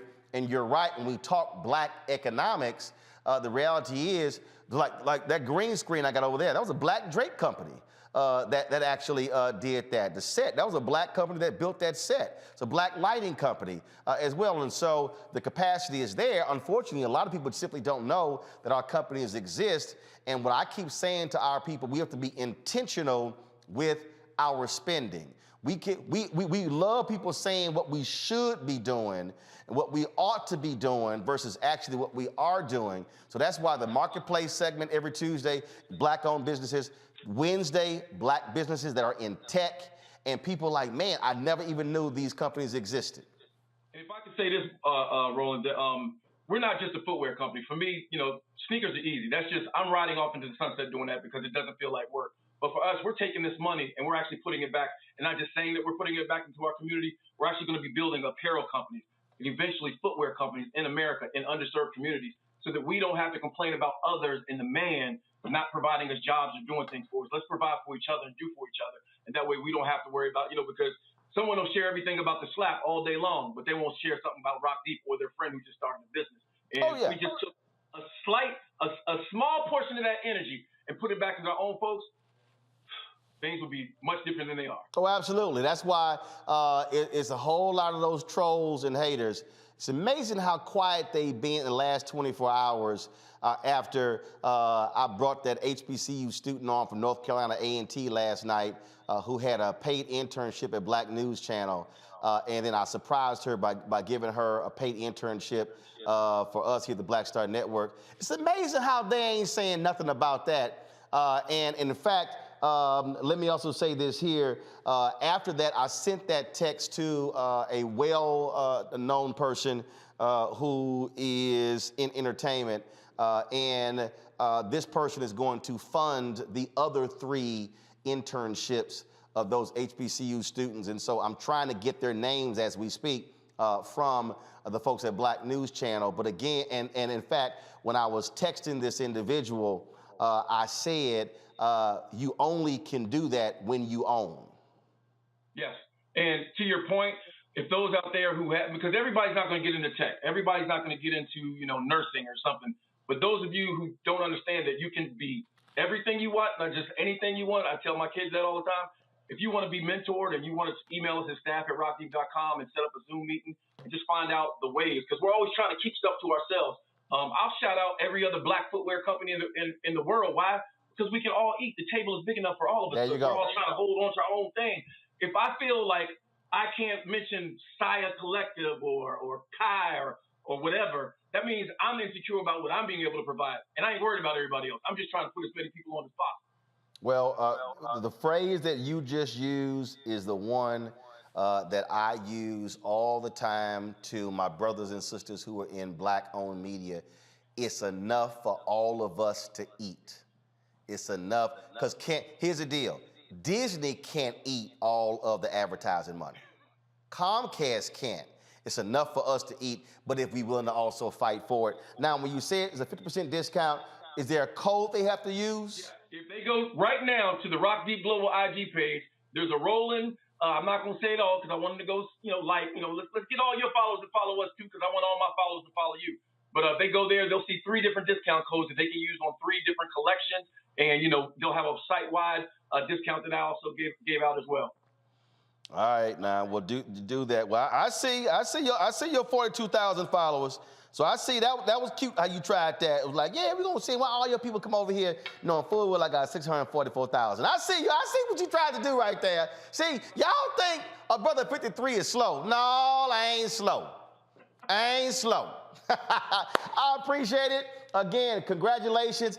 And again, I need everybody to understand. Y'all know, I don't front. I don't lie. If these shoes would not be comfortable, I would not be saying they comfortable. That's why I pulled them on and I put them on and pulled them off live on the air. Because when I put them on today, before I came to the show the first time, I was like, damn, these went on real smooth. And so I wanted to show y'all that. And yes, they look great. And of course, the colors are most important. And so sorry to Mario. I know he already got off, but he gonna have to suck it up. No purple and gold. So yeah, I'm gonna have to go get the other black and gold because my dad is already tripping. He gonna text me saying I'll get a locksmith for your stuff. No, he gonna have to stay in Dallas trying to take my stuff. I appreciate it. Good luck. And again, folks, go to the Rock Deep Global Instagram page, and you'll actually see the code right there for y'all to get that 50% off of the shoes. I appreciate it, man. Thanks a lot. Thank you. Appreciate you. All right, then. And check that DM next time. Yo, he gonna say, bro, man, he gonna try to go, man, we hit you up, you ain't respond. Then he went, oh, damn, I did. So my bad, I see you did respond. Yeah, we kind of missed that. Simone, I'm putting it on her, but it was on me. I take it on the chin. All right, appreciate it. Take care. Appreciate you. All right, then, folks. That is it for us. Mustafa, Teresa, DeMario, I appreciate it. I think y'all always hanging out with us. And Teresa, don't be trying to see this slide no shade in there talking about I'm like your daddy. First of all, how old is your daddy? See, if I answer that, Teresa, how old is your daddy? He'll be turning 80. How the hell you gonna put me and your daddy in the same damn category? My daddy turns 75 next month. You done lost your damn mind. I'm sitting here thinking, Teresa, just go ahead and click, just click off. Just go ahead and click off. Y'all, if y'all don't see Teresa for a few weeks on the show, y'all know she in the Roland Martin Unfiltered Doghouse. Lost her damn mind. Her daddy 80. Mustafa, what the hell was she? Mustafa, really? What is wrong with Teresa? I know Teresa gone. I'm going to call her when I get in the car. Lost her mind. I beat that her. Man, y'all, look, I don't think I cussed one. If I cussed one time today, I think I cussed one time. Yeah, I did cuss. Well, I was in context when the N-word and coon, but I ain't really cuss. Teresa about to make me cuss. Gonna put me in the same category. Her daddy 80 years old. Her daddy older than my daddy. Yo, my daddy's 74. He gonna be 75 on April 25th. The hell is wrong with her? Hey, YouTube, y'all tripping. We got 937 likes. 63 short of 1,000. Can y'all hurry up?